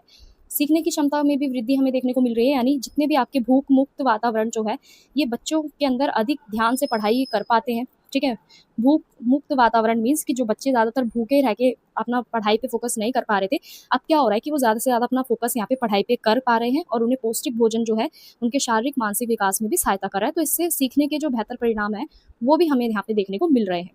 वही बात करें प्राथमिक विद्यालय में जो शिक्षक हैं उनके व्यावसायिक विकास की आवश्यकता क्यों है, यानी टीचर्स के प्रोफेशनल डेवलपमेंट की यहाँ पे नीड क्यों है, हमें इसको भी समझते हैं। तो देखो यहाँ पे शिक्षा के क्षेत्र में ना लगातार यहाँ पे ज्ञान होना बहुत ज़्यादा ज़रूरी है। नए विचार, तकनीक, शिक्षण विधियाँ यहाँ पे ज़्यादातर विकसित होती हैं, तो शिक्षकों को ना इन परिवर्तनों के अनुरूप स्वयं को ढालना आना चाहिए। ठीक है, तो इसलिए यहाँ पे टीचर्स के प्रोफेशनल डेवलपमेंट की हमें नीड यहाँ पे पड़ती है। शिक्षण गुणवत्ता में सुधार, यानी आपकी जितनी भी टीचिंग मेथड्स जो है उसकी क्वालिटी में इंप्रूव करने के लिए, टीचिंग मेथड्स में इंप्रूव करने के लिए, ठीक है, आपके जो अलग अलग जो विधियाँ हैं उसको सुधारने के लिए यहाँ पे टीचर्स के प्रोफेशनल डेवलपमेंट यानी व्यावसायिक विकास की आवश्यकता हमें होती है। तो नई नई जो आपकी तकनीकें हैं उनका भी उपयोग करना आना चाहिए टीचर्स को, यानी आधुनिक शिक्षा में जो आपके डिजिटल उपकरण है, तकनीकी संसाधन है, इनका जो इंपॉर्टेंस है वो भी बढ़ गई है। तो प्रशिक्षण के माध्यम से हम यहाँ पे टीचर्स को और भी ज़्यादा प्रभावी रूप से हम ये सारी चीज़ें सिखा सकते हैं। तो विद्यार्थियों के समग्र विकास में भी ये सहायता करता है, यानी अगर प्रशिक्षित शिक्षक है वो सिर्फ आपका ज्ञान नहीं देते बल्कि विद्यार्थियों के सामाजिक, भावनात्मक और नैतिक विकास में भी आपका योगदान देते हैं। तो इसलिए यहाँ पे आपकी ज़रूरी होती है व्यावसायिक विकास शिक्षकों का। ठीक है, तो शिक्षकों के व्यावसायिक विकास की कौन कौन सी विधियाँ होती हैं, यानी कौन कौन से मेथड्स के थ्रू हम यहाँ पे टीचर्स का जो प्रोफेशनल डेवलपमेंट है वो कर सकते हैं। तो देखो सेवाकालीन प्रशिक्षण यानी इन सर्विस ट्रेनिंग की बात करें तो टीचर्स को ना यहाँ पे अपनी जॉब के अकॉर्डिंग ही, यानी अगर जिस भी मतलब जो भी अभी वो जॉब में है, ठीक है, इन सर्विस यानी जॉब के दौरान ही उन्हें क्या देनी चाहिए, यहाँ पे ट्रेनिंग देनी चाहिए, अलग अलग प्रशिक्षण कार्यक्रम उन्हें देने चाहिए, अवसर दिया जाना चाहिए, ताकि वो नई नई टीचिंग जो तकनीकें हैं उनको सीख पाए, पद्धतियों को यहाँ पे सीख पाए। कार्यशाला और संयोगष्ट यानी आपका जो कार्यशाला है उनको जोड़नी चाहिए, यानी आपके जितने भी सेमिनार्स हैं, ठीक है, सेमिनार्स के थ्रू यहाँ पे क्या हो रहा है, टीचर्स को नए आइडियाज़ मिल रहे हैं, अनुभव जो है उनका भी एक्सचेंज हो रहा है, इससे जो आपका व्यावसायिक ज्ञान जो है ना वो भी विस्तार हो रहा है। वहीं अगर हम बात करें स्वयं अध्ययन एवं अनुसंधान की, यानी आपका सेल्फ लर्निंग जो है, ठीक है, और जो आपके जितने भी अलग अलग इंस्टीट्यूशंस जो है, तो यहाँ पे क्या हो रहा है कि शिक्षकों को ना ज़्यादातर पुस्तक, शोध पत्र यानी रिसर्च पेपर, ऑनलाइन संसाधनों के माध्यम से वो स्वयं अध्ययन यहाँ पे कर सकते हैं। उनकी जो विषयगत समझ जो है और जो पेशेवर दक्षता है वो भी इससे बढ़ती है। डिजिटल और ऑनलाइन प्रशिक्षण भी हम दे सकते हैं, यानी ऑनलाइन पाठ्यक्रम, वेबिनार, ई लर्निंग प्लेटफॉर्म, इन सब से टीचर्स को निरंतर हम सीखने के लिए अवसर प्रदान कर सकते हैं, और आधुनिक व्यावसायिक जो विकास जो है उनका और भी ज़्यादा प्रभावी बन सकता है। वहीं अगर हम बात करें व्यावसायिक विकास के लाभ की, तो देखो पहला क्या है कि शिक्षण में ना नवाचार, यानी प्रशिक्षित जो शिक्षक होंगे, ट्रेंड टीचर जो होंगे, उनके पास नए नए मेथड्स होंगे लर्निंग के, ठीक है, नई नई गतिविधियों के लिए वो उपयोग करेंगे उन मेथड्स को, तो जिससे कि आपका जो शिक्षा का जो शिक्षण है वो और भी ज़्यादा रोचक यानी इंटरेस्टिंग बनेगा और आपका प्रभावी बनेगा। वहीं अगर हम बात करें अगले पॉइंट की, तो देखो विद्यार्थियों की उपलब्धियों में भी सुधार देखने को मिलेगा। बेहतर शिक्षण से ना आपके जो विद्यार्थी हैं उनके सीखने के परिणामों में हमें सकारात्मक सुधार होता हुआ नजर आएगा। उनकी समझ, प्रदर्शन दोनों ही आपके यहाँ पे क्या होंगे, बेहतर होंगे। आत्मविश्वास में वृद्धि, यानी आपका व्यावसायिक शिक्षा से क्या हो रहा है कि जो आपके जो शिक्षक है वो अपने कार्य को और भी ज़्यादा आत्मविश्वास के साथ कर पा रहे हैं और कार्यकुशलता के साथ कर पा रहे हैं। तो शिक्षकों की जो गुणवत्ता है इसमें भी वृद्धि होगी, यानी शिक्षकों का जो विकास है वो सीधा आपके प्रभाव जो है ना, सीधा जो उसका प्रभाव है वो शिक्षा की क्वालिटी पे यहाँ पे पड़ेगा, गुणवत्ता पे पड़ेगा, जिससे आपके जो विद्यालय है उसकी समग्र जो आपकी शैक्षिक उपलब्धियां हैं वो भी यहाँ पे आपकी बेहतर बन पाएगी। अब हम बात करते हैं यहाँ पे सुधार हेतु सुझाव हम कौन कौन से यहाँ पे दे सकते हैं। तो देखो पहला क्या है कि नियमित प्रशिक्षण कार्यक्रम, यानी टीचर्स के लिए हम डेली कुछ ना कुछ ट्रेनिंग के लिए प्रोग्राम्स हम यहाँ पे चला सकते हैं, आयोजित कर सकते हैं, जिससे उनकी जो एबिलिटीज़ है उनका जो डेवलपमेंट है वो डेली होता रहे। तकनीकी संसाधनों की उपलब्धता, यानी विद्यालयों के अंदर हम ज़्यादा से ज़्यादा डिजिटल उपकरणों का यूज़ कर सकते हैं, जैसे आपका इंटरनेट सुविधाएं हैं, ठीक है, स्मार्ट बोर्ड्स हैं, इनके थ्रू भी क्या होता है कि शिक्षक का जो डेवलपमेंट है, प्रोफेशनल डेवलपमेंट, वो भी हो सकता है और वो अलग अलग मेथड्स को यहाँ पे यूज़ करना सीख पाएंगे। सहयोगात्मक अधिगम, यानी टीचर्स को आपस में अपने एक्सपीरियंस को शेयर करने से, ठीक है, ग्रुप्स में सीखने से, यानी आपका जो आपका समूह अधिगम जो है, ग्रुप लर्निंग जो है, इसके भी आपको ज़्यादातर अवसर प्रदान कराए जाने चाहिए ताकि उनका जो व्यावसायिक विकास है उसको बढ़ावा मिल पाए। वहीं बात करें हम निरंतर मूल्यांकन की, तो देखो शिक्षकों का जो प्रशिक्षण कार्यक्रम है ना, डेली उनका क्या होना चाहिए, इवैल्यूएशन होना चाहिए, असेसमेंट होना चाहिए, ताकि पता चल पाए कि कितनी प्रभावशीलता के साथ उन्हें समझा यहाँ पे जा सकता है और कहाँ पे उनकी सुधार की आवश्यकता है। तो अगर हम बात करें यहाँ पे स्टूडेंट्स इस प्रश्न के निष्कर्ष की, तो निष्कर्ष यहाँ पे क्या कहता है कि जो आपका मिड डे मील योजना है वो आपका पोषण, स्वास्थ्य, शिक्षा, इन सबको बढ़ावा देने में महत्वपूर्ण योजना है। वहीं बात करें प्राथमिक विद्यालय शिक्षकों का व्यावसायिक विकास जो है, ये क्या कर रहा है, गुणवत्तापूर्ण शिक्षा का एक आधार है। प्रशिक्षित और दक्ष शिक्षक जो है आपके, वो विद्यार्थियों के समग्र विकास में अपनी महत्वपूर्ण भूमिका निभाते हैं। तो इसलिए विद्यालय शिक्षा की जो गुणवत्ता है इसको बढ़ाने के लिए दोनों ही क्षेत्रों पर समान रूप से यहाँ पे विशेष ध्यान देना जरूरी होता है। तो अब हम बात करते हैं प्रश्न नंबर 7 की। तो प्रश्न नंबर 7 आपका क्या कहता है, आरटीई 2009 की प्रमुख विशेषताएं बताइए, यानी शिक्षा का अधिकार अधिनियम 2009 जो था वो क्या था, उसकी विशेषताएं बतानी है, वही बतानी है, इसकी भूमिका और इसका महत्व को हमें स्पष्ट करना है। तो देखो आरटीआई जो था ना, आरटीआई एक्ट जो है आपका, वो भारत सरकार के द्वारा यहाँ पे पास किया गया, जिसमें आपका बताया गया कि 6 से 14 वर्ष तक के जो बच्चे हैं इनको यहाँ पे फ्री एजुकेशन दी जाएगी और सभी के लिए शिक्षा का जो अधिकार है यहाँ पे प्रदान किया गया। तो ये अधिनियम क्या है कि भारत के संविधान का जो अनुच्छेद है ना, अनुच्छेद 21 का के अंतर्गत ये आता है, जिसमें शिक्षा को मौलिक अधिकार के रूप में इन्होंने बता दिया था, ठीक है, घोषित कर दिया था कि शिक्षा भी क्या है, आपका मौलिक अधिकार का एक पार्ट है। तो इसका बेसिकली उद्देश्य क्या था कि सभी बच्चों को यहाँ पे सम्मानपूर्ण और गुणवत्तापूर्ण और समावेशी शिक्षा उपलब्ध कराना। तो चलो इसको थोड़ा सा और डिटेल में समझते हैं। तो देखो शिक्षा का जो अधिकार अधिनियम है, यानी आरटीई 2009 जो है, वो पहला क्या है कि शिक्षा को यहाँ पे मौलिक अधिकार बनाना, यानी इसके अंदर क्या बोला गया है कि 6 से 14 वर्ष तक के जो बच्चे हैं इनको यहाँ पे शिक्षा का उनको यहाँ पे मौलिक अधिकार बनाया गया, ठीक है। 6 से 14 वर्ष तक के बच्चों के लिए शिक्षा को यहाँ पे मौलिक अधिकार बनाया गया और हर बच्चा जो है वो स्कूल जाने के लिए और शिक्षा को प्राप्त करने के लिए उसे कानूनी अधिकार यहाँ पे मिल गया। तो यहाँ पे शिक्षा का सार्वभौमिकरण की दिशा जो है वो यहाँ पे इसका महत्वपूर्ण कदम मानी जाती है। वहीं बात करें निःशुल्क और अनिवार्य शिक्षा, यानी आपका जो फ्री एजुकेशन जो है और सभी के लिए जो एजुकेशन है वो यहाँ पे अप्लाई कर दी गई। यानी इस अधिनियम के अनुसार ना सरकार की जितनी भी जिम्मेदारियां हैं सभी बच्चों के लिए यहाँ पे क्या कर दिया गया, फ्री एजुकेशन उपलब्ध कराई गई, ठीक है। किसी भी बच्चे को यहाँ पे आर्थिक कारणों से वो एजुकेशन में पीछे नहीं रह सकता, सभी तक यहाँ पे जो शिक्षा की पहुंच है वो सुनिश्चित करा दी गई। वहीं समान अवसर प्रावधान, यानी आरटीआई का उद्देश्य क्या था कि समाज के सभी वर्गों के बच्चों को यहाँ पे समान शैक्षिक अवसर प्रदान हो, सामाजिक आर्थिक लैंगिक असमानताओं को यहाँ पे कम करने का भी प्रयास किया गया। गुणवत्तापूर्ण शिक्षा पे भी बल दिया गया, यानी अधिनियम जो है ना वो केवल आपका विद्यालय में प्रवेश तक ही सीमित नहीं था, बल्कि गुणवत्तापूर्ण शिक्षा सुनिश्चित कराने पर भी ये जोर देता है। इसलिए विद्यालयों के जो न्यूनतम मानक जो है, स्टैंडर्ड्स जो है, वो स्कूल्स के स्टैंडर्ड्स को भी यहाँ पे क्या किया गया, निर्धारित किया गया, डिसाइड करा गया। वहीं अगर हम बात करें स्टूडेंट्स आरटीई अधिनियम 2009 की जो प्रमुख विशेषता है वो कौन कौन सी है, तो देखो पहली विशेषता क्या थी कि इसने ना 6 से 14 वर्ष तक के बच्चों के लिए शिक्षा का अधिकार यहाँ पे प्रदान कर दिया था। यानी हर बच्चा जो है प्राथमिक और उच्च प्राथमिक स्तर पर फ्री एजुकेशन यहाँ पे उसको लेने का अधिकार है, राइट है, ठीक है। और ये भी सुनिश्चित करता है कि कोई भी बच्चा स्कूल से बाहर ना जाए या ना रहे, ठीक है, सभी को यहाँ पे शिक्षा प्राप्त हो। पड़ोस के विद्यालयों की व्यवस्था, यानी प्रत्येक बच्चे को ना यहाँ पे उसके निवास स्थान के निकट के प्रवेश जो विद्यालय है उसमें आपका एडमिशन वो इजीली ले सकता है। यानी इसको अगर हम सरल भाषा में समझे तो देखो यहाँ पे हर बच्चा जो उसके घर के आसपास का जो स्कूल है उसमें वो आसानी से एडमिशन ले सकता है और शिक्षा प्राप्त कर सकता है।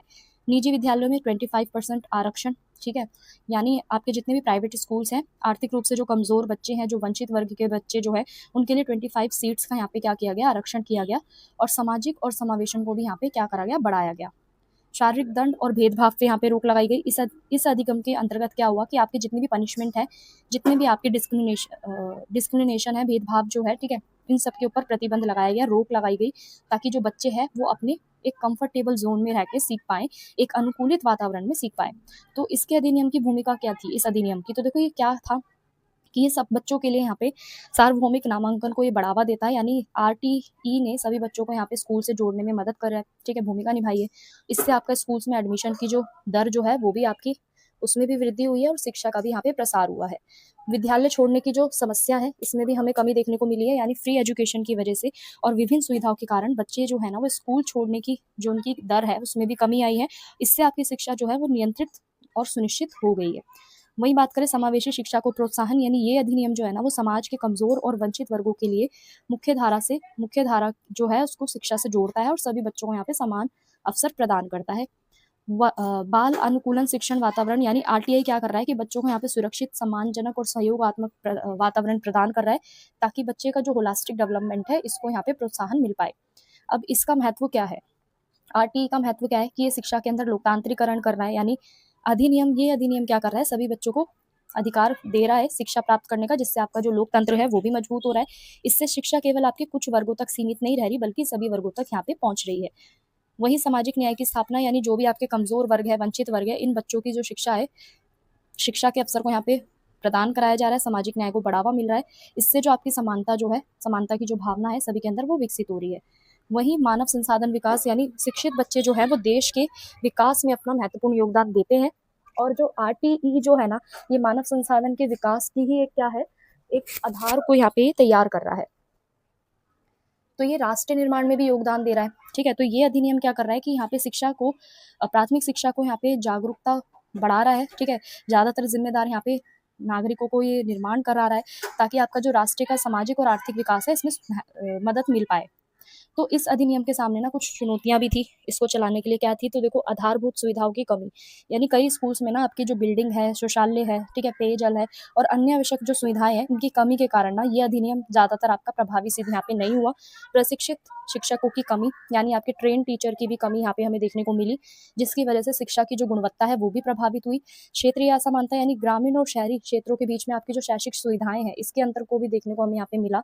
इससे आपकी जो समान गुणवत्ता वाली शिक्षा है वो भी प्रदान करने में आपकी चुनौतियां हमें देखने को मिली। तो जागरूकता का भी अभाव था, यानी अवेयरनेस बहुत कम थी लोगों के अंदर। तो आरटीई के जो भी प्रावधान है, ठीक है, अभिभावक जो है, अभिभावकों के अंदर आरटीई के जितने भी प्रावधान है, बच्चों के जो अधिकार है, इन सब के प्रति ना अभिभावक जो है, पेरेंट्स जो है, वो जागरूक नहीं थे। तो इससे सभी तक इसका लाभ नहीं पहुंच पाया। इसकी वजह से, जागरूकता ना होने की वजह से इस अधिनियम का लाभ जो है वो सब तक नहीं पहुंच पाया। वहीं बात करें सुधार हेतु सुझाव, तो देखो, विद्यालय सुविधाओं का विकास, यानी सभी विद्यालयों में आवश्यक आधारभूत सुविधाएं यहाँ पे उपलब्ध कराई जानी चाहिए। इससे अधिनियमों के जितने भी उद्देश्य हैं उसको हम प्रभावी ढंग से पूरा कर सकते हैं। वहीं यहाँ पे टीचर्स को भी यहाँ पे ट्रेनिंग देनी चाहिए। टीचर्स को अगर ट्रेनिंग मिलेगी तभी आपका ये अधिनियम जो है वो अच्छे तरीके से यहाँ पे अप्लाई हो पाएगा। यानी शिक्षकों की जो नियमित ट्रेनिंग है, नियमित ट्रेनिंग से आपके जितने भी प्रोग्राम्स जो चलाए जा रहे हैं, ठीक है, आयोजित किए जा रहे हैं कार्यक्रम, उससे आपकी जो एजुकेशन है उसकी क्वालिटी में यहाँ पे इम्प्रूवमेंट हमें देखने को मिलेगी। वहीं सामुदायिक सहभागिता बढ़ाना, यानी अभिभावक और समुदाय को यहाँ पे विद्यालय प्रबंधन और शिक्षा संबंधी जितनी भी गतिविधियां हैं उसमें शामिल करना चाहिए। इससे अधिनियम का जो बेहतर क्रियान्वयन जो है ना वो भी आपका संभव होगा। नियमित निगरानी की बात करें तो देखो, आरटीआई के जो प्रावधान है ना, इनका पालन करने से नियमित जो आपकी समीक्षा है, निगरानी है, वो भी की जाएगी, जिससे आपकी जितनी भी शिक्षा के अंदर जो कमियां हैं, जो भी उसके संचालन में जो कमियां हैं, वो भी हम इससे दूर कर सकते हैं। तो स्टूडेंट्स, अगर हम बात करें इस प्रश्न के निष्कर्ष की, तो निष्कर्ष क्या कहता है कि शिक्षा का अधिकार अधिनियम यानी आरटीई 2009 जो है वो भारत में प्राथमिक शिक्षा के क्षेत्र में एक ऐतिहासिक और महत्वपूर्ण कदम रहा है। इसने शिक्षा को मौलिक अधिकार बनाकर हर बच्चे को फ्री एजुकेशन और अनिवार्य शिक्षा यहाँ पे दी है। और इस अधिनियम में आपकी समानता, सामाजिक न्याय, समावेशी शिक्षा को भी यहाँ पे बढ़ावा मिला है। इससे आपका, इसके सामने अप्लाई करने पर इस अधिनियम को कुछ चुनौतियां भी थी, फिर भी इसने गुणवत्तापूर्ण और सार्वभौमिक शिक्षा जो है आपकी प्राथमिक स्तर पर, उसके लक्ष्य को प्राप्त करने में अपनी महत्वपूर्ण भूमिका यहाँ पे निभाई है।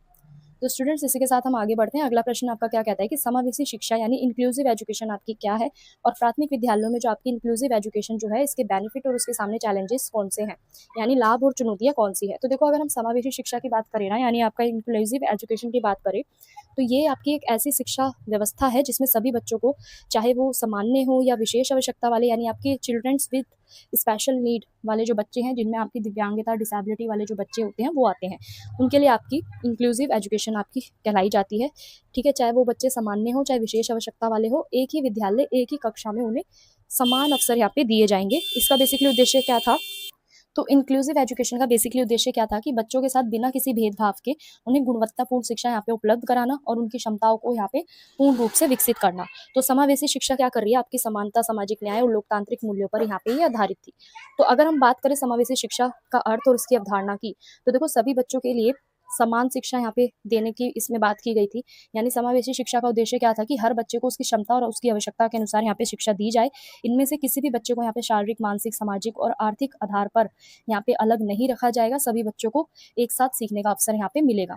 यहाँ पे विविधता का भी सम्मान किया जाएगा, यानी बच्चे की रुचि के अनुसार, उसकी गति के अनुसार उसकी क्षमता के अनुसार हर बच्चा जो है वो अलग होता है सीखने में, ठीक है। तो यहाँ पे हर बच्चे के यहाँ पे जो इंडिविजुअल जो भिन्नताएं जो है, व्यक्तिगत भिन्नताएं जो है, यहाँ पे उसे स्वीकार किया जाएगा और बच्चे की गति, उसके इंटरेस्ट, उनकी एबिलिटी के अनुसार क्या है वो अलग अलग होती है। तो इसलिए उनके लिए शिक्षा की जो प्रक्रिया है वो पूरी एकदम अनुकूलन यहाँ पे बनाई जाएगी, यानी विविधता का यहाँ पे सम्मान किया जाएगा।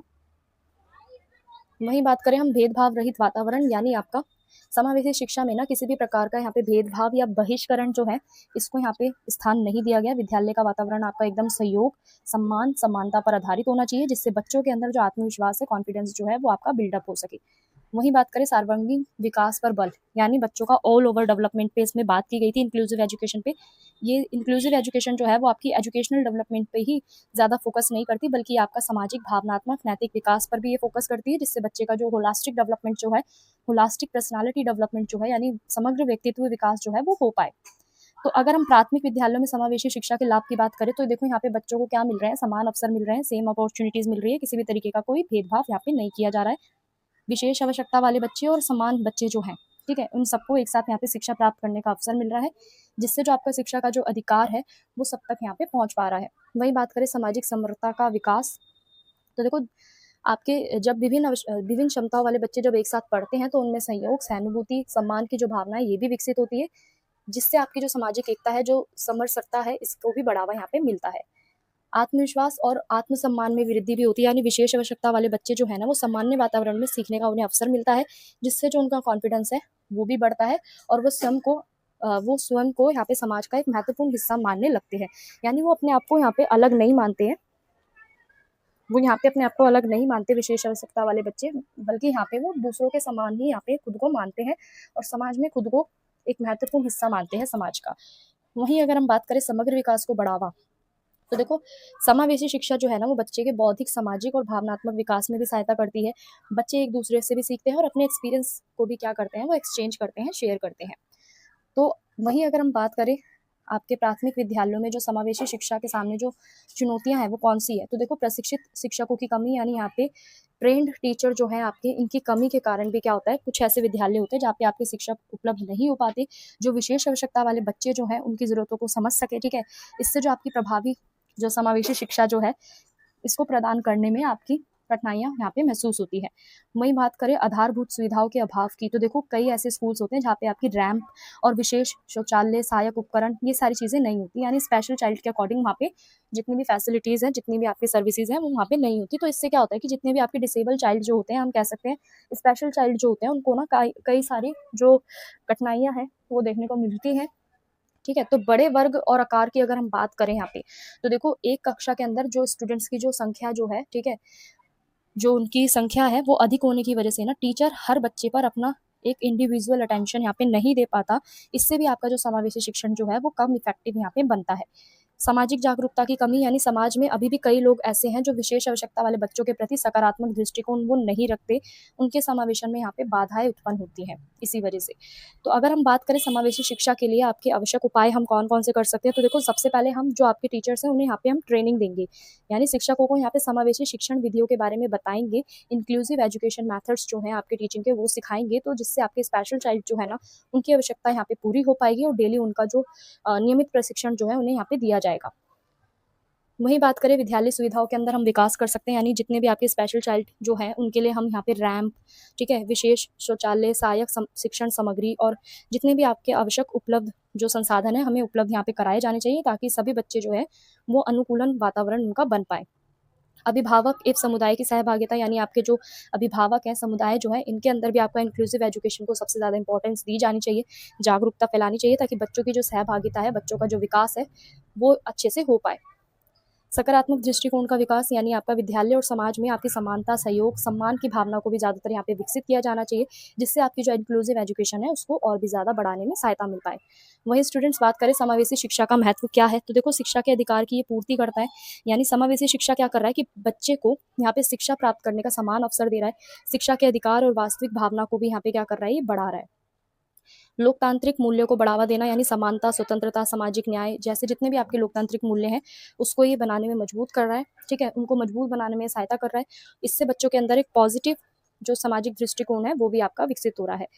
वहीं बात करें सामाजिक न्याय की स्थापना भी हमें इससे देखने को मिल रही है, यानी आपका समावेशी शिक्षा क्या कर रही है, समाज के जितने भी कमज़ोर और वंचित वर्ग के जो बच्चे हैं, उनको यहाँ पे जोड़ रही है और सामाजिक न्याय और समानता को भी यहाँ पे इससे बढ़ावा मिल रहा है। वहीं अगला पॉइंट क्या कहता है कि राष्ट्र निर्माण में योगदान, यानी सभी बच्चों को यहाँ पे समान शिक्षा मिलेगी, तभी आपका भविष्य में समाज और राष्ट्र का विकास संभव हो पाएगा और इससे आपके समावेशी और प्रगतिशील समाज का भी निर्माण हो पाएगा। भविष्य की नई दिशा, या हम कह सकते हैं भविष्य की दिशा, तो देखो समावेशी शिक्षा के अंदर जो आपकी समावेशी नीतियां होती है ना, इनको बहुत ज़्यादा इफेक्टिव बनाना ज़रूरी होता है। क्यों होता है? क्योंकि सरकार के द्वारा जितनी भी आपकी समावेशी शिक्षा होती है ना, शिक्षा से संबंधित नीतियां जो होती हैं, इन्हें प्रभावी ढंग से लागू किया जाना चाहिए ताकि सभी बच्चों को ना यहाँ पे गुणवत्तापूर्ण शिक्षा जो है वो आसानी से मिल पाए। तकनीकी सहायता का उपयोग, यानी सहायक जो आपकी तकनीकी है, ठीक है, जितनी भी आपकी टेक्नोलॉजीज़ हैं, जितने भी आपके डिजिटल रिसोर्सेज हैं, इनको यहाँ पे उपलब्ध कराना चाहिए ताकि स्पेशल चाइल्ड जो आपके स्टूडेंट्स जो हैं, उनको शिक्षा के लिए उनकी जो शिक्षा है वो और भी ज़्यादा प्रभावी बन सके और उनकी जो सीखने की जो प्रक्रिया है वो और भी ज़्यादा सरल हो पाए। वहीं अगर स्टूडेंट्स बात करें सहयोगात्मक अधिगम, यानी विद्यालयों में आपका जितना भी ग्रुप जो प्रोजेक्ट होते हैं, पेयर ग्रुप जो बनाए जाते हैं, सहयोग कार्य आपके बनाए जाते हैं, समूह कार्य बनाए जाते हैं, सहयोगात्मक अधिगम जो है इसको बढ़ावा यहाँ पे दिया जाना चाहिए, जिससे बच्चों में ना सहयोग और सहानुभूति की जो भावना है वो विकसित हो पाए। वहीं अगला पॉइंट क्या कहता है कि निरंतर मूल्यांकन एवं सुधार, तो देखो समावेशी शिक्षा में ना आपके कार्यक्रमों का यहाँ पे नियमित मूल्यांकन किया जाना चाहिए। इससे बच्चों की कमी को हम पहचान सकते हैं और उसमें सुधार हम कर सकते हैं। तो स्टूडेंट्स, अब हम यहाँ पे बात करते हैं इस प्रश्न के निष्कर्ष की। तो निष्कर्ष यहाँ पे क्या कहता है कि समावेशी शिक्षा जो है वो आपकी एक ऐसी व्यवस्था है जिसमें सभी बच्चों को बिना किसी भेदभाव के समान अवसर यहाँ पे प्रदान कर रही है शिक्षा को प्राप्त करने के, और ये जो है ना वो शिक्षा के अंदर आपकी समानता, सामाजिक न्याय और मानव अधिकारों की भावना को भी मजबूत करती है।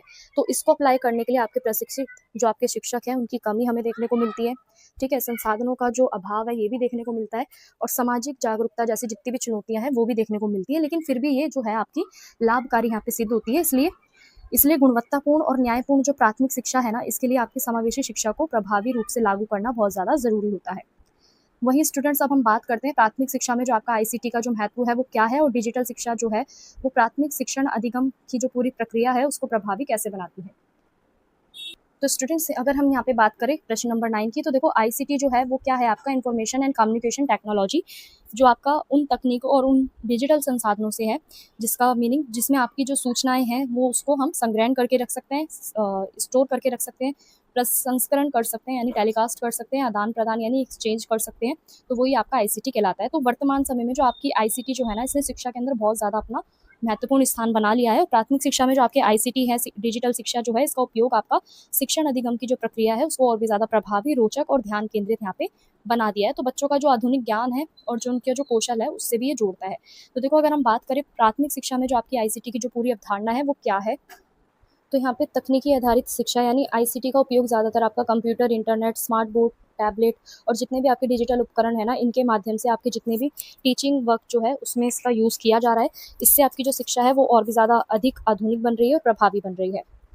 तो वहीं बात करें अगर हम सूचना तक आसान पहुंच, यानी आईसीटी के थ्रू क्या हो रहा है कि जितने भी आपके स्टूडेंट्स हैं, टीचर्स हैं, इन सबको अलग अलग रिसोर्सेज से जो इन्फॉर्मेशन है वो मिलती है, ठीक है।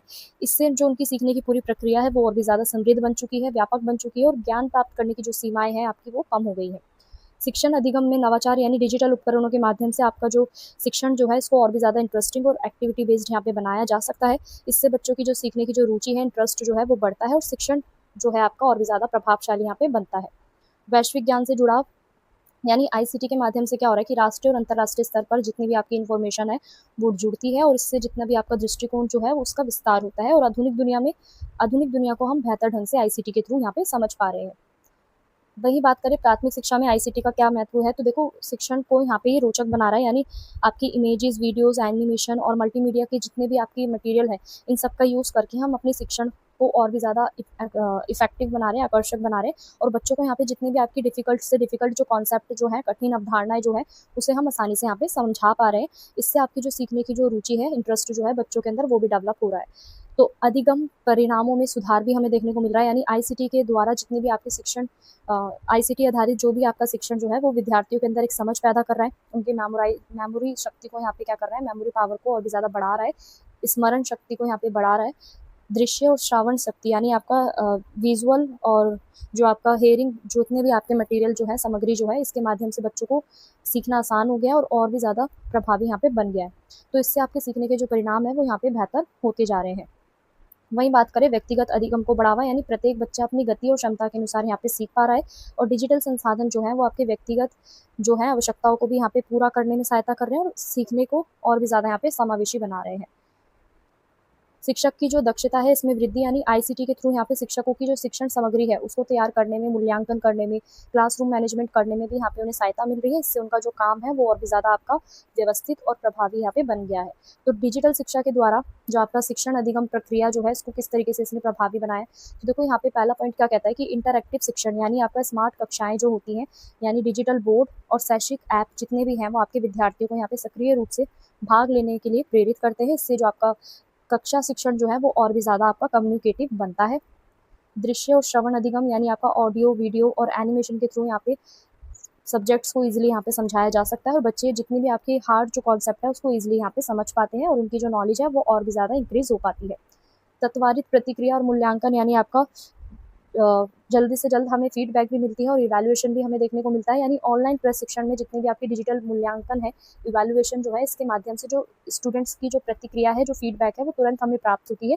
इससे हमें कमजोरियां और प्रगति का पता भी चलता है। कहीं भी और कभी भी सीखना, यानी डिजिटल शिक्षा जो है वो विद्यार्थियों को यहाँ पे विद्यालय के बाहर भी सीखने के अवसर देती है, और वो ऑनलाइन सामग्री, ई लर्निंग प्लेटफॉर्म्स, इन सब का यूज़ करके अपनी पढ़ाई को यहाँ पे जारी रख सकते हैं। वहीं बात करें आईसीटी के माध्यम से विद्यार्थियों को होने वाले लाभ कौन से हैं, तो देखो यहाँ पे डिजिटल साक्षरता का विकास हो रहा है, यानी बच्चे यहाँ पे नए नए डिजिटल उपकरणों को यूज़ करना सीख रहे हैं, उनसे ज्ञान प्रदान करना सीख रहे हैं। भविष्य की जितनी भी आपकी टेक्निकल जो नीड्स जो है उनको भी यहाँ पे तैयार करा रही है। क्रिएटिविटी और आपका इनोवेशन, यानी आपका नवाचार, तो देखो डिजिटल संसाधनों के उपयोग से बच्चे यहाँ पे अपने नए नए थॉट्स का यहाँ पे डेवलपमेंट कर रहे हैं। परियोजना, एक्टिविटीज़, इन सब के माध्यम से जो उनकी रचनात्मक क्षमता जो है, क्रिएटिविटी पावर जो है वो यहाँ पे बढ़ रही है। समस्या समाधान क्षमता, यानी आपका प्रॉब्लम सॉल्विंग एबिलिटी का भी डेवलपमेंट यहाँ पे हो रहा है। आईसीटी के थ्रू बच्चे यहाँ पे क्या कर रहे हैं, एक्टिविटी में अपना जो लॉजिक, जो थॉट जो है, प्रॉब्लम सॉल्विंग जो स्किल्स है, इनका यहाँ पे वो डेवलपमेंट कर रहे हैं। इससे इनका जो वास्तविक जीवन के अंदर जो भी चुनौतियाँ हैं उनका वो आसानी से सामना करने के लिए सक्षम बन पा रहे हैं। आत्मनिर्भर अधिगम, यानी आपका डिजिटल शिक्षा जो है वो स्वयं को सीखने के लिए यहाँ पे अवसर प्रदान कर रही है। इससे उनके अंदर क्या हो रहा है, आत्मविश्वास विकसित हो रहा है, और स्वयं अध्ययन की जो आदत है वो भी यहाँ पे विकसित हो रही है। अब आईसीटी के सामने कौन कौन सी चुनौतियां हैं, देखो संसाधनों की कमी, यानी विद्यालयों के अंदर कई ऐसे विद्यालय हैं जहाँ पे आपके कंप्यूटर, इंटरनेट, डिजिटल उपकरण ये आपके यहाँ पे उपलब्ध नहीं है। तो इससे आईसीटी जो है उसका जो प्रभाव है उसके अंदर हमें एक रोक नज़र आ रही है। प्रशिक्षित शिक्षकों का अभाव, यानी आपका सभी जो शिक्षक है वो आईसीटी के जितने भी आपके टूल्स जो है इनको यूज़ करने के लिए वो एबल नहीं है, दक्षित नहीं है। तो उचित प्रशिक्षण के अभाव के कारण भी जो आपकी जितनी भी तकनीकों का जो लाभ है, तकनीकों का, वो यहाँ पे नहीं मिल पा रहा। डिजिटल विभाजन, यानी आपका ग्रामीण और शहरी क्षेत्रों में जितनी भी आपकी तकनीकी सुविधाएं हैं इनकी उपलब्धता में भी हमें अंतर देखने को मिल रहा है। इससे सभी विद्यार्थियों का जो सीखने का जो अवसर जो है उन्हें समान रूप से यहाँ पे नहीं मिल पा रहे। रखरखाव और लागत की बात करें यहाँ पे, तो डिजिटल उपकरणों के जो रखरखाव है और उनकी जो लागत है वो भी कई विद्यालयों के सामने चुनौतीपूर्ण हो सकती है। तो इसमें हम सुधार कैसे कर सकते हैं, सुधार के लिए सुझाव, तो देखो ज़्यादा से ज़्यादा हम डिजिटल अवसंरचना का विकास कर सकते हैं। सभी स्कूल्स में हम कंप्यूटर, इंटरनेट, स्मार्ट क्लासरूम्स हम बना सकते हैं, जिससे आपका आईसीटी का जो प्रभाव है वो और भी ज़्यादा उपयोगी बने। टीचर्स को हम बेटर से बेटर यहाँ पे ट्रेनिंग जो है वो प्रोवाइड करा सकते हैं, ताकि आपकी जो तकनीकी का जो उपयोग है टीचर्स यहाँ पे बेहतर तरीके से कर पाएँ।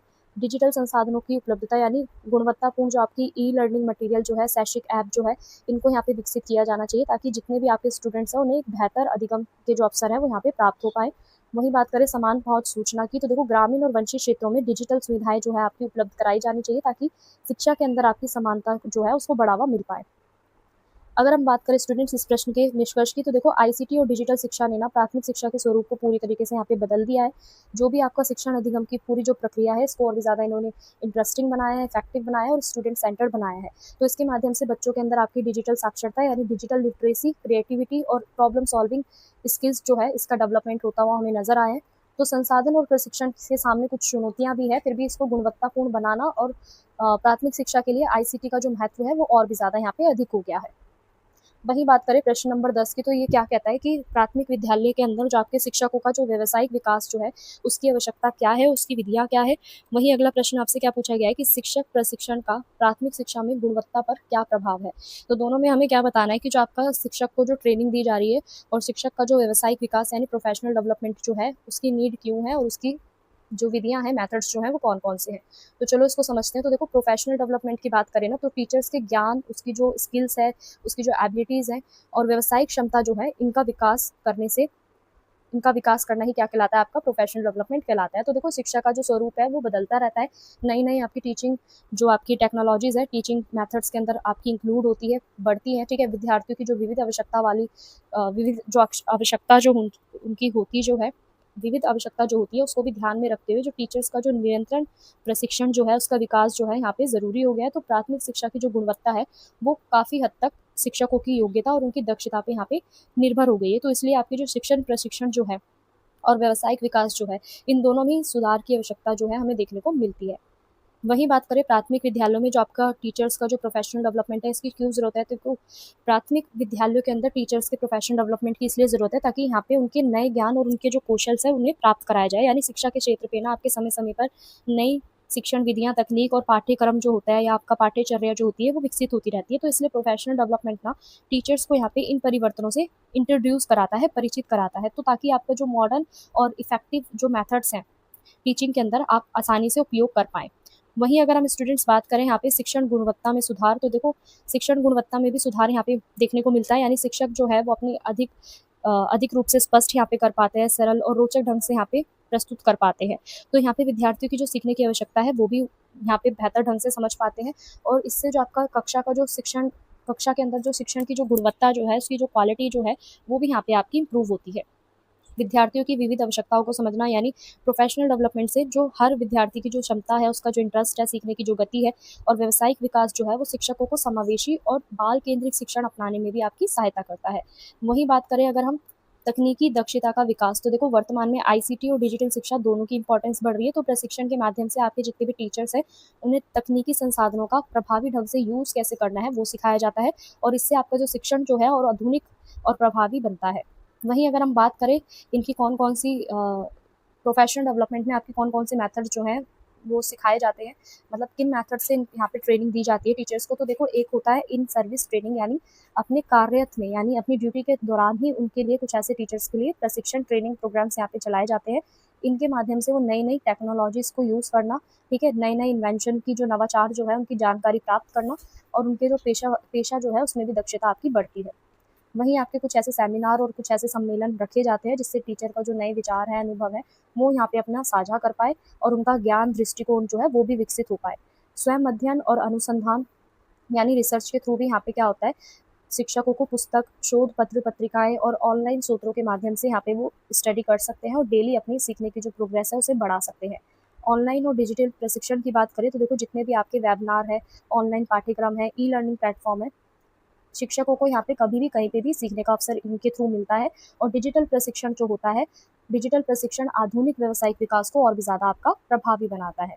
वहीं बात करें शिक्षण प्रशिक्षण का, प्राथमिक शिक्षा की जो गुणवत्ता है, इस पे क्या प्रभाव है? तो देखो प्रभावी शिक्षण अधिगम की प्रक्रिया ये देता है यानी प्रशिक्षित शिक्षकों के थ्रू हमें और भी ज़्यादा अधिक रोचक, गतिविधि आधारित और विद्यार्थी केंद्रित यहाँ पे बन सकता है शिक्षण, ठीक है? पूरा जो मेथड होता है, टीचिंग जो होती है हमारी और भी ज़्यादा इंटरेस्टिंग बन सकती है, एक्टिविटी बेस्ड बन सकती है और स्टूडेंट्स का जो पार्टिसिपेशन है वो भी बढ़ सकता है और सीखने के जो परिणाम जो है, रिजल्ट जो है वो भी बेहतर हमें देखने को मिलते हैं। वहीं अगर हम बात करें यहाँ पे विद्यार्थियों की उपलब्धता में वृद्धि, तो देखो बेहतर शिक्षण के कारण जितने भी विद्यार्थियों की समझ है, उपलब्धि है और आपके शैक्षिक प्रदर्शन जो है वो भी सुधार होते हैं और ज़्यादातर ना जितने भी आपके विषय जो हैं उन्हें वो गहराई से समझ पाते हैं और अधिक आत्मविश्वासी भी यहाँ पे बन पाते हैं। वहीं आपकी कक्षा प्रबंधन में सुधार यानी जितने भी आपके प्रशिक्षण जो शिक्षक जो है वो प्रभावी कक्षा प्रबंधन यानी आपका इफेक्टिव क्लासरूम मैनेजमेंट की जितनी भी तकनीक है वो यहाँ पे सीखते हैं जिससे आपका डिसिप्लिन बने ही रखता है क्लासरूम के अंदर। एक पॉजिटिव जो आपका शिक्षण वातावरण है वो भी यहाँ पे विकसित करने में सहायता मिलती है। तो नवाचार और क्रिएटिविटी यानी इनोवेशन और क्रिएटिविटी को भी यहाँ पे बढ़ावा मिलता है। तो आपके प्रशिक्षित शिक्षक जो होते हैं ना वो नई नई एक्टिविटीज़ प्लानिंग, ठीक है, और शिक्षण तकनीकों का यहाँ पे यूज़ करते हैं। इससे विद्यार्थियों में क्रिएटिविटी और प्रॉब्लम सॉल्विंग की जो एबिलिटी है इसका भी विकास होता है। वहीं लाभ की बात करें तो देखो आत्मविश्वास बढ़ता है शिक्षकों के अंदर, वो नई नई चुनौतियों का सामना करके और भी प्रभावी ढंग से पार कर सकते हैं उन चुनौतियों को। शिक्षा की जो गुणवत्ता है इसमें भी हमें सुधार देखने को मिलता है। व्यावसायिक संतुष्टि भी देखने को मिलती है, यानी नई जानकारी और कौशल के द्वारा शिक्षकों में कार्य के प्रति एक एक्साइटमेंट बना रहता है और उनकी जो सेटिस्फेक्शन लेवल जो है वो भी बढ़ता है। वहीं बात करें विद्यालय विकास में योगदान, तो देखो जितने भी आपके ट्रेनिंग टीचर जो होते हैं, ट्रेंड टीचर जो होते हैं, उनकी जो विद्यालय के अंदर अलग अलग शैक्षिक गतिविधियां जो होती है, इनोवेशन जो होती है, उसके अंदर वो अपनी सक्रिय भूमिका निभाते हैं। तो इससे विद्यालय के अंदर जो आपका समग्र विकास है इसको भी बढ़ावा मिलता है। अब हम बात करते हैं व्यावसायिक विकास को और भी ज़्यादा मजबूत कराने के उपाय कौन-कौन से हैं। तो देखो यहाँ पे टीचर्स के लिए डेली आपके ट्रेनिंग प्रोग्राम्स यहाँ पे चलाए जाने चाहिए, ठीक है। तकनीकी संसाधनों की उपलब्धता आपकी होनी चाहिए ताकि जो टीचर्स हैं वो आईसीटी और आपके जितने भी डिजिटल जो तकनीकें हैं उनको यूज़ करना वो सीख पाएँ, ठीक है। और सहयोगात्मक अधिगम को यहाँ पे बढ़ावा देना चाहिए, यानी टीचर्स अपने एक्सपीरियंस को शेयर करके एक दूसरे से उन्हें सीखने का अवसर मिलना चाहिए। इससे भी आपका प्रोफेशनल डेवलपमेंट जो है वो और भी ज़्यादा इफेक्टिव होगा। सतत मूल्यांकन और फीडबैक भी इसमें शामिल होना चाहिए, यानी प्रशिक्षण कार्यक्रमों के बाद ना एक आपका नियमित इवैल्यूएशन चलना चाहिए टीचर्स के लिए भी, ताकि उन्हें पता चल पाए कि कहाँ पे उन्हें सुधार की आवश्यकता है और कहाँ पे उन्हें बेहतर परिणाम जो है उन्होंने प्राप्त किए हैं। वहीं बात करें इस प्रश्न के निष्कर्ष की, तो देखो प्राथमिक विद्यालय जो है ना वो शिक्षकों का व्यावसायिक विकास, गुणवत्तापूर्ण शिक्षक का एक बेस होती है। तो नियंत्रण, प्रशिक्षण, कौशल विकास से आपके जितने भी शिक्षक जो होते हैं वो और भी ज़्यादा प्रभावी, नवाचारी और विद्यार्थी केंद्रित तथा शिक्षण प्रदान यहाँ पे वो कर सकते हैं। तो शिक्षक जो है वो आपके ट्रेनिंग के थ्रू सीधा जो टीचर्स की जो ट्रेनिंग का जो प्रभाव है ना वो सीधा आपकी स्टूडेंट्स की अचीवमेंट पे पड़ता है, क्लासरूम के एनवायरनमेंट पे पड़ता है और उनकी जो शिक्षा की जो क्वालिटी है उस पर भी पड़ता है। तो इसलिए आपका प्राथमिक शिक्षा को और भी ज़्यादा स्ट्रॉन्ग बनाने के लिए ना शिक्षकों का प्रोफेशनल डेवलपमेंट आपका यहाँ पे होना बहुत ज़्यादा ज़रूरी है। तो स्टूडेंट्स इसी के साथ आपके ये प्रश्न भी समाप्त होता है। अब हम बात करते हैं यहाँ पे गिव अवे के क्वेश्चन की। तो देखो गिव अवे का पहला क्वेश्चन ये है कि पहला क्वेश्चन आपका ये है कि जो आपका RTE 2009 का जो अधिनियम है ये क्या था, बेसिकली इसका उद्देश्य क्या था, ठीक है। तो RTE 2009 का उद्देश्य क्या था।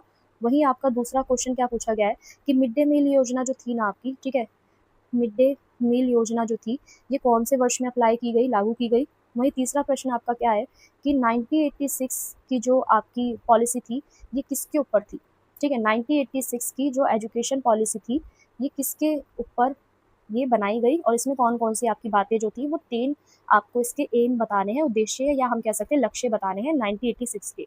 तो जल्दी से आप लोग कमेंट में आंसर इसके दीजिए। नेक्स्ट विनर जो है हो सकता है आप ही हो फ्री नोट्स के। तो स्टूडेंट्स यहाँ पे हमारा टेलीग्राम जो पेज है आपको दिया गया है, अगर आपको कोई भी डाउट है, कोई भी क्वायरी है तो आप हमारे टेलीग्राम पेज को फॉलो करके अपने डाउट्स को क्लियर कर सकते हैं या फिर आप हमें कमेंट सेक्शन में भी कमेंट कर सकते हैं। इसके साथ हमारा व्हाट्सअप और टेलीग्राम लिंक ज्वाइन करना मत भूलिएगा, क्योंकि आपको गिव अवे के 3 विनर्स जो है लकी विनर जिन्हें हम फ्री नोट्स प्रोवाइड कराएंगे उनके जो नेम है यहाँ पे जैसे ही निकलते हैं, जैसे ही हमारी टीम उन्हें सिलेक्ट करती है, उन 3 लकी विनर्स को हम यहाँ पे अपने व्हाट्सअप एंड टेलीग्राम चैनल पर यहाँ पे आपको अनाउंसमेंट यहाँ पे कर देंगे। तो इसलिए आप जल्दी से डिस्क्रिप्शन में आपको लिंक दिया गया है हमारे दोनों चैनल्स का, आप जाके वहाँ से उन्हें ज्वाइन कर लीजिए।